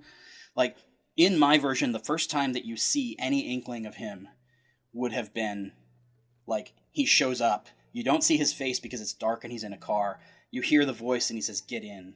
And then you don't get the reveal of him as Timothy Dalton until they arrive back at the spa and he's letting them out of the car, basically. And so, to me, I would remove all of the previous appearances of Clouseau and Chandra, which they really just felt like padding. You didn't need them to build up to this totally irrational payoff, because like it's not like they were teasing anything that somebody could have reasonably guessed. Sure. So you have the big hero moment of the reveal with his voice telling them to get in, and then like the next time you see him is when they have the conversation about him being Timothy Dalton, basically. Right. Yeah, I think that makes more sense. Or Roger Moore, I'm sorry. Roger Moore. I know, it's so easy to confuse them. Yeah, I've done this. I think I've said that 3 times out of the 5 or something. You know, honestly, I would actually prefer Timothy Dalton. You know, actually, the only thing I was going to say, like, I thought that Moore did a really great job because again, like he really nailed the impersonation. Okay, but 1980s Sean Connery, though, I would fuck with that. You know what I would have done though, just because I'm an asshole. Alan Arkin. Oh, God. no, yeah, okay. Oh, no. Just to but not clean up as- Inspector Yeah, Clouseau, not the as movie. his version of Clouseau, as Alan, like he's Alan Arkin. It's just the exact same joke, but instead of Roger Moore, it's Alan Arkin. Dude, I just connected the dots. The Pink Panther movie being similar to the Frank Sinatra Oceans movie. Alan Arkin goes into the Pink Panther series and then shows up in the Oceans remakes. What the fuck? There you go. There you I go. didn't think about that, but yeah. That's like Collateral moves with like the transporter showing up in the opening of Collateral. Yeah, There you go. Yeah. it really is. But yeah, I mean that's basically my pitch because again, like the last bit of in terms of like, yeah, we're gonna let Clouseau just ride off into the sunset. We're not gonna continue chasing him. I like the idea of saying, like, the audience knows he's alive, but the characters all either think he's dead or want to believe he's dead. I like the idea of sending the Littons off into the sunset with the Pink Panther. It's a nice little bit of symmetry because obviously the first movie opens with the Littons stealing the Pink Panther, and so if you're gonna end, for all intents and purposes, this chapter of the franchise, ending it on them stealing it and then getting away because, again, the authorities think Clouseau did it, which is how the first movie ended. And so, like, they're like, oh, Clouseau stole it and now he's dead. We don't have any way of recovering that. And so I like the symmetry of that, of being like, okay, now they get away with it because they did basically the same thing they did the first time, but this time they did it a little smarter. I like that. Mm-hmm. I agree.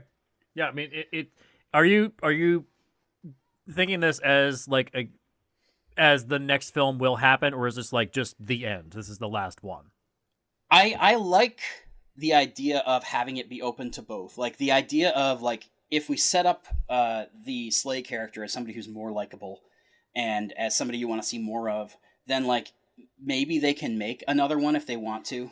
But I don't want to, like, I wouldn't want sequel bait. I like the idea of saying, like, this is the curtain call that the actors who've been doing this for 20 years deserve. Mm-hmm. And if something comes out of this next, I want it to be like, okay, Dreyfus and Cato and the Littons are done. Like, these characters have retired. They were part of Clouseau's story. If the franchise moves forward, which it could or could not, depending on the success of the movie, but, like, if it does, I would want the next supporting cast to be like Julie and the French-American cab driver and his lieutenant from back home. Like, I would want the guy to have his own supporting cast and his own version of the franchise, and not necessarily just be like a cheap imitation of Clouseau like this movie was. It should feel like there was an American version of this running the whole time. That exactly. The transition is like, oh, okay, this is familiar territory. Now I get the newness of getting to know these people, but the familiarity of, yeah, we know you know the French version, so let's jump to the American version real quick. And it's like exactly. seamless. Kind of like The Office almost. Yeah, exactly. Yeah, exactly. And that's really what it would be for me, is just like saying, this guy had his run. It's done now. All of these actors who did a great job for a lot of years have had a chance to say goodbye. And now we aren't going to, like, disinter these characters from their grave over and over and over again. Like, and if it had been a success, then you could have seen, like, the Steve Martin reboot be something that wasn't just, like, that wasn't Clouseau. Like, if they had established early on that the brand, so to speak, is bigger than one character, then they could have done any number of things in the 30 years since this movie, and not every single one of them would have been a disappointment. I also love the idea of a Avengers-style Clouseau matchup with, like, England's detective and America's detective and France's detective, and they're all, like, bumbling in their own ways and solve this, like, really... like the villain is the straight character. They're like intently on a really good plan, but they keep getting fucked up by this like team. That's like it's set up for like the perfect next movie. I love that idea. Yeah. And again, like I think that was that's the heart of what I found appealing about this, because this was a bad movie, but the thing that I found appealing about it is, on some level, like, it did have the right idea about how to continue a franchise like this that probably shouldn't be continued. It feels like somebody's had the execution idea of like, okay, yeah, we can do this. You have to do these 3 things: introduce a new character, give a goodbye to the characters we like, set up new stakes, and then that idea just got like passed down the telephone into. So do a bunch of skits that don't really Connect to anything. connect to each other. I do think too that there is an element of it that, like, it's really hard. Like, this movie would have been a hard thing to succeed at, because I think that the previous 2 films had already proven that Blake Edwards was losing his touch with this franchise. Yeah. Yeah. And so, how do you take it out of the hands of the creator? That becomes a problem when people are losing their touch with something that has become bigger than them. Yeah. Like, Look at George Lucas. Yeah, I was and that's literally actually- thinking Star Wars, yeah. And so it becomes that thing of, like, how do you fix that? It's really hard to do, because if you made a movie without Blake Edwards running on the logic that, like, he kind of doesn't do it anymore, then you would have Blake Edwards speculating from the sidelines, potentially bitching about your movie. And that's not going to work for anybody. Yeah, you basically have to have him in some role on the project so that you can pay him and control what he says. Yeah, Realistically, exactly. that is what you have to do. I mean, you can compare it a little bit, I guess, to like the Rocky franchise, in that they had the Rocky movies, they had 6 of them, and then there was the 2 Creed films. I don't think that Stallone had any involvement writing-wise with Creed 2. He was only in there as an actor, and he didn't direct that film, and he didn't direct the previous movie either. Right. So, and did he? I don't think he actually wrote the script for the first Creed either. He didn't. No, but he didn't. He willingly gave up the series, though. That was like Yeah, he knew the way to make it live was to pass it on. Yeah, like at a certain point, you need, if you're going to have new blood in here, you need to have a new group of creators. And I think Blake Edwards trying to reinvent his own franchise, it typically doesn't work. Maybe he got away with it, like with Martin Campbell with GoldenEye, and then you go to Casino Royale, he reinvented it, but that's like 2 movies. Yeah, I think it's like one of those, like, you either die a hero or you live long enough to become the villain. I think every creator gets to a point in their franchise where they've been staring at it so long that the only thing that they can do is speculate about how wizards poop on Twitter and be like, you know, I get that fucking reference. turf bitch. Well, I mean, you know? it's like a painter that continues to work on the same painting for 20 years, and they keep correcting themselves as they're going along and trying to think, well, if I did this, it'll be better. It's like it's like that hyper reactive over analysis of your own work. The strongest skill that you can have as a creator is knowing when to stop, like knowing when it's too much. And I think that's where franchises like this really failed. I feel like if he would have been like, wow, you know what? I've made 2 stinkers and now my lead actor is dead. I want my franchise to continue on. However, I am clearly not the person who is capable of doing this. Let me find somebody legit good to do this. Like, this is why I think like ego death is like a really important skill, like, or a thing for some creators. Like, you just need to be able to put yourself aside for the betterment of your whole. You need to be able to give it to your editors. You need to not surround yourself with yes men, you know, things like that. Well, and if the lesson of if you love something, let it go, for cinema and specifically, I think the lesson is if you love something, let it go to someone who loves it. Yeah. Yeah. Like, imagine fan films. I have this like back and forth relationship with, where there's like reactionary fan films where they're trying to correct things they don't like, and then there's fan films born out of loving something. There's some And good Trek ones. yeah. Oh, dude, Trek fan films are like probably the Very loving. yeah, very loving. Probably the best for fans just like loving the thing that they love. And I They think get actors from the series willing to come volunteer their time to Right. play characters, not even their original characters because those are under copyright and stuff like that, but just random characters in these universes for the love of the story and the project. Like, it's some of the most wholesome stuff you can find in terms of filmmaking now. Yeah. And to answer my earlier question in the podcast of like, what does this series look like in 2021? I think it looks like people like Russ who love the series and understand what it is and the history, and also get that, like, hey, changes are good and fine, but I think the original creators need to go, okay, I love this, but I need to pass it on. Like, you have to hand it down the line and release that control. And God damn it, how is Stallone the person doing this? That's fucking frustrating. Yeah. It's funny. I have a quick question. Quick question. Sure. So the remake came out in 2006. Mm-hmm. Blake Edwards was still alive at the time. Did he have any thoughts on the remake?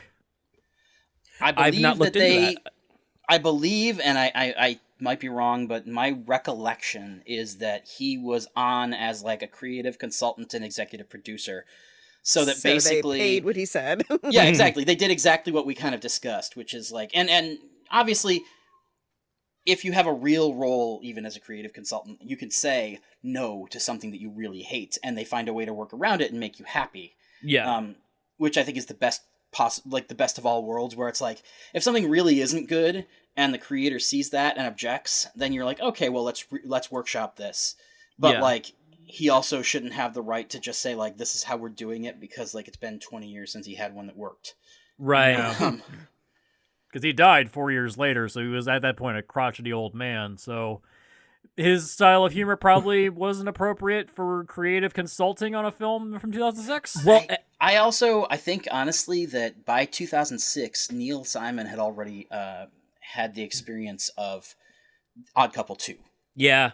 And Blake Edwards and Neil Simon are very similar guys. Like, came up in the 50s and 60s, did a lot of Broadway. Like, their sense of humor is very distinctive to them. Would you say they're an odd couple? I see what you did there. But I almost feel like if Blake Edwards was smart, he could have seen what happened with Neil Simon and said, like, you know what? Maybe don't let that happen to me. Yeah. Well, and this is something we've never been able to bring up on the show before. The pacification of the early aughts. So you had like crank films coming out in the early 2000s, and then you had this really pacified PG version of things happening, like Cheaper by the Dozen, also Steve Martin. The Pink Panther movie, like these like very inoffensively funny like funny in air quotes comedies of Get Smart, things like that. Yeah. So like they're not going out of their way to push the envelope. They're going out of their way to be like straight to VHS in your local library kind of thing. And they're just good enough, just barely there, but right. Yeah. Like and I mentioned Crank. Jason Statham shows up in the Pink Panther reboot. Oh yeah, that's right. Seriously? He's the guy that has the Pink Panther diamond with Beyonce. Yeah. Wow. I mean, I hope the money was worth it.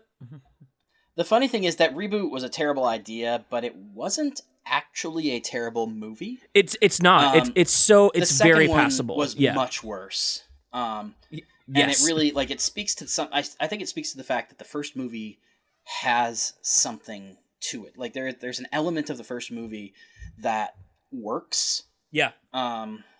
So that like when you take the basic sketch of that story, you can accommodate a remake in a way that like once you're just like, oh, we're gonna take the Clouseau archetype and try to build a brand around him, it doesn't work as well. Well, and it also paired him with the what's the guy from Godzilla, the French guy, Gino.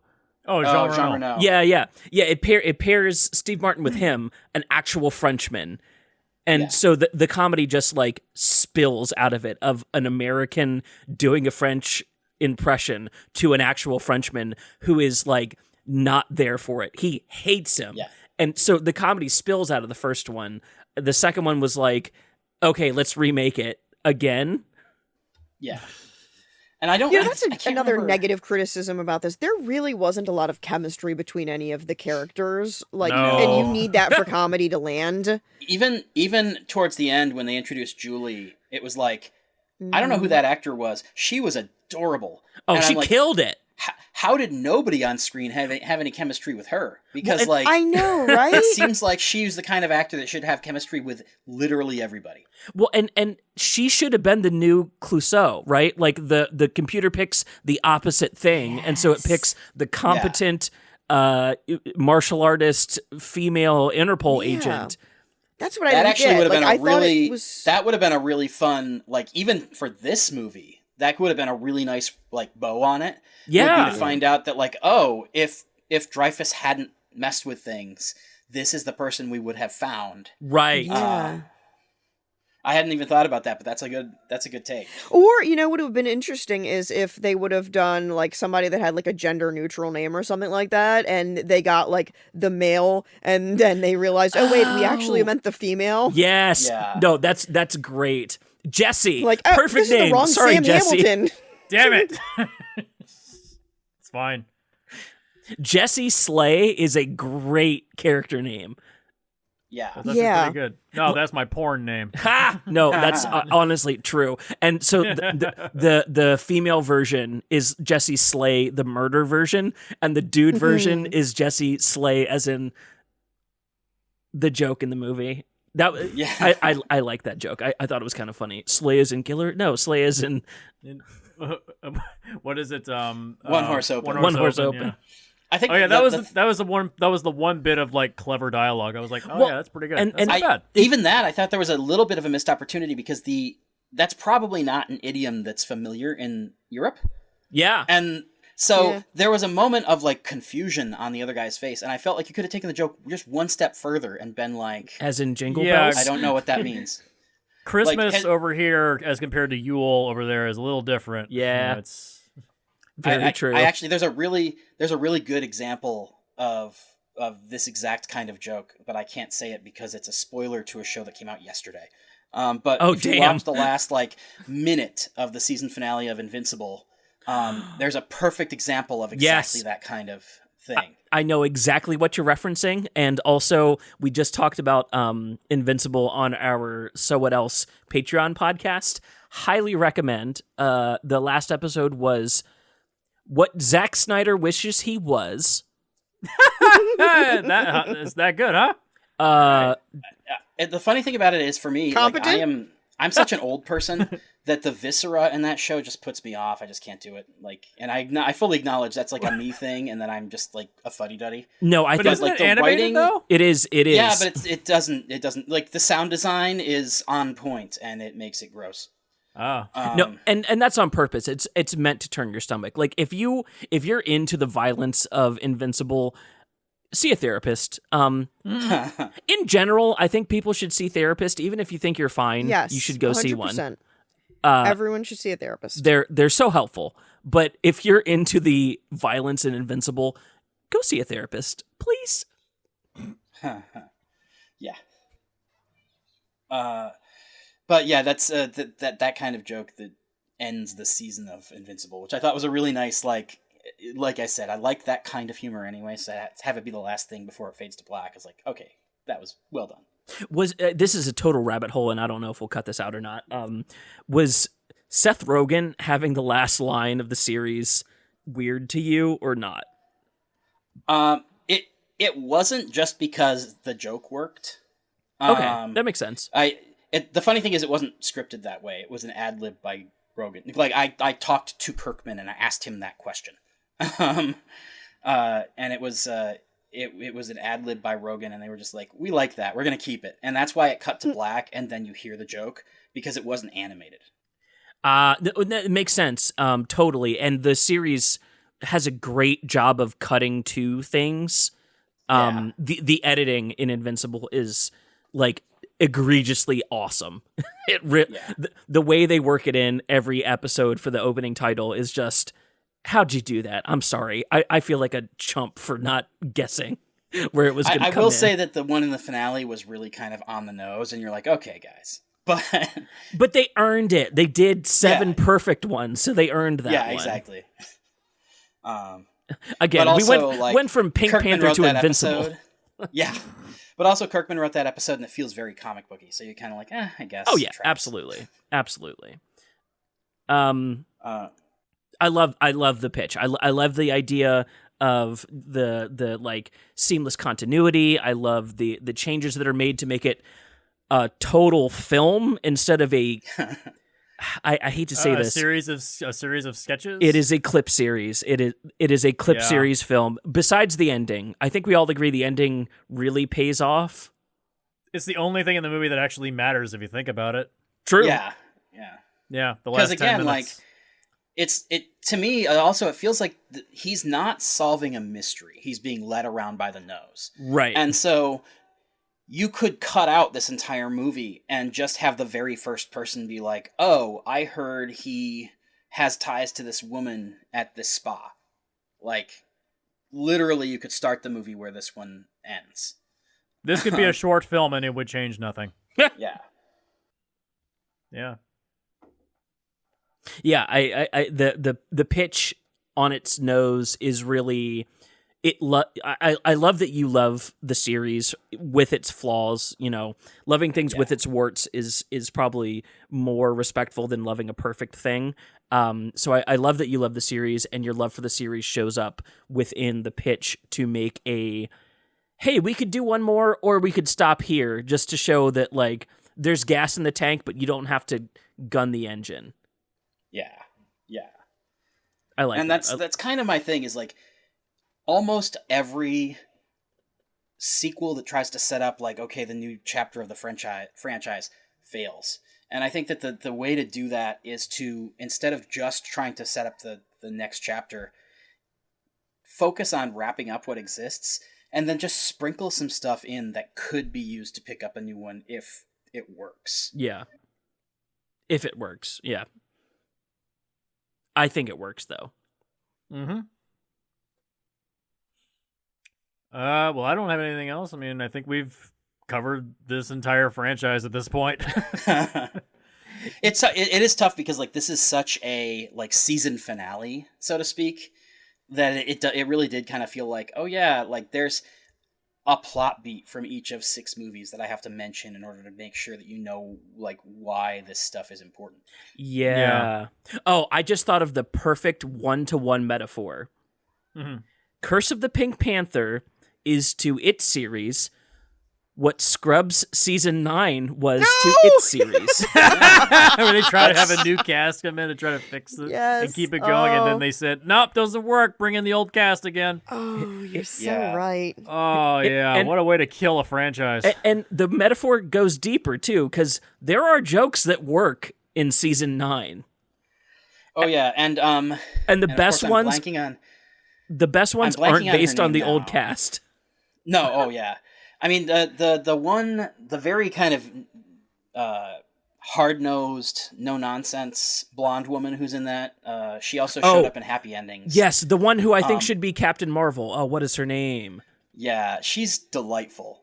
And I first saw her because of Scrubs Season 9. And I cannot remember her name for the life of me. But it's Katie something. No, it's not. Eliza Coop. Yes. It's Eliza Coop. Yep. And like she's one of those people who she doesn't really play that character because she's a pretty blonde, and so people want her to play like a love interest. Yeah. And so having her be very kind of strident and no nonsense in Scrubs when everybody around her was like a total goofball really worked. Well, she's the John C. McGinley of she's the Perry Cox of the season 9. Yeah, more or less. Yeah. Because like theoretically Cox is there, but he's really not. No, he's not. But yeah, that's a really kind of apt comparison, and in the same way, like I think it didn't work because they took the wrong lessons away from what it is that was appealing about the original show. Yeah, no, yeah, furthering the metaphor. No, you just nailed it. That's perfect. Well, this feels like the end of the show. Yeah, we're all kind of burned. I think we all burned our engines out on the recap. Well, yeah. I'm glad for the history lesson. I posted in our Discord, which is down in the description, the video to the hats off. Yes, which is where I got about half of that information, and then the other half is like stuff that I found when I was researching this movie. Yeah, I would say specifically towards Jesse, but to anyone who is not into pratfall humor, the first Pink Panther is not that. It really is a unique, interesting 60s film. Okay, I might give it a chance then. And it's free on Hulu if you have my Cinemax login still. Which is where we all watched Curse of the Pink Panther. I don't have the Cinemax edition on my Hulu account, so. I actually just bought this terrible movie so that I could talk about it. Wow. Wow, that is dedication, dude.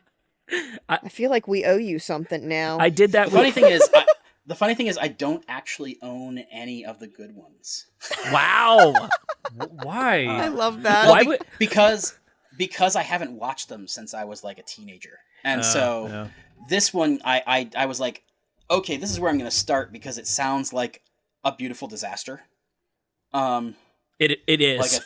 And that's it kind of is exactly what I expected. Shocking. So, yeah. So, series wrap up. If you're going to give it a try at all, just do the first one and then jump out and just assume that's the only one and you'll be fine. There's no sequel bait in the first one either. It's just, that's the end. Yeah.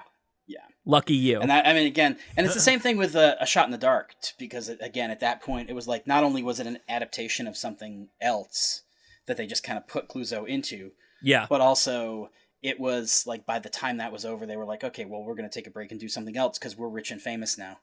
Yeah. And so really the first two movies are standalone, like, detective comedies.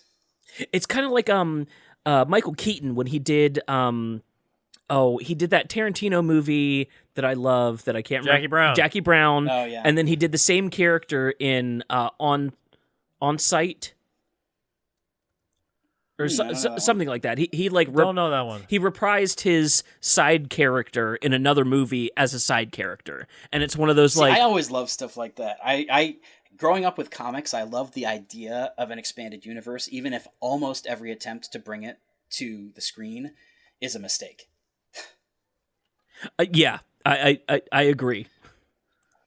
But it's like when I was a kid, there was like this group of people who did like an organized batch of fan fiction, and my one was they asked me to do, like, it was like a people doing an alternate DC universe, and they asked me to do Superman. And because it was 2000 or something, and in the comics Lex was president, and I hated that, I just made it Josiah Bartlett from The West Wing. Nice. Because I'm just like, sure. Out of Sight was the Michael Keaton movie I was thinking of. I really like Out of Sight, and I didn't realize that was the same thing. All right. So here's what Aaron is going to plug. In addition to this show, I also have a show, the Palate Cleanser Podcast, where we talk about films that do not suck. And we will be having a show coming up soon called LSD, Loki Sucks Dick, where we talk about the upcoming Marvel series Loki from a queer perspective. If you want to follow me, you can follow me on Instagram and Twitter at Aaron Moriarty YT, and occasionally I stream on Twitch as well at Aaron Moriarty. Cool. Jesse, what would you like to plug at the end of the podcast here? Well, we have Split the Difference, where we take original films, compare them to their remakes. We have The Bad News Bears coming up soon. And we also have That Weird Ass Game is finally back. Our first episode of season 2 is going to be out pretty soon. And if you want to find me, just find me on Twitter at HardcoreBshot. And then, Russ, what would you like to plug? I plugged you a bunch, but repeat at the end for anyone who's brave enough to stick around. Yeah, that's pretty much just it. I write for comicbook.com, so you can go there and find my stuff. I'm on Twitter at Russ Burlingame, which is RussBurlingame. That's really long, and I'm not going to repeat it, so if you didn't get it, just go to josiebook.com, which is where I'm selling my book, and also have links to basically everything else. And all of these links will be down in the description of this podcast. I promise. I do it every time. For me, I'll shout out the Patreon again. If you like our show, we do this, Jesse's show, Aaron's show, shows just for Patreon. They're all on our Montresor Media Patreon. You can get access for $1. You've been listening to the Film Rescue Show, which I hope you had a lot of fun because we rescued a comedy, which I'm pretty sure I said in season 2 we would never do, but then we got here because sometimes they're worth saving when they're the 9th movie in a series. I mean, the best way to fix a comedy, make it funny. That's I said that is the cardinal sin of a comedy if it's not funny. I can forgive a not so great plot, bad structure, but if it's not making me laugh, not only is it bad structure and bad acting and bad chemistry, it's also a waste of my time. Yeah. This comedy has no drama in it. Oh no. No, that totally makes sense, and that's the final thoughts of Film Rescue. Russ, Jesse, Aaron, thank you all three of you for being here. Thank you. Of course. And that's going to be it from your pitch master general, Seth Decker. Seth X Decker, if you want to at me and say that you hate my takes on Pink Panther, that's fine. But this is the end of the podcast, and you didn't listen this far, so fuck you, good night!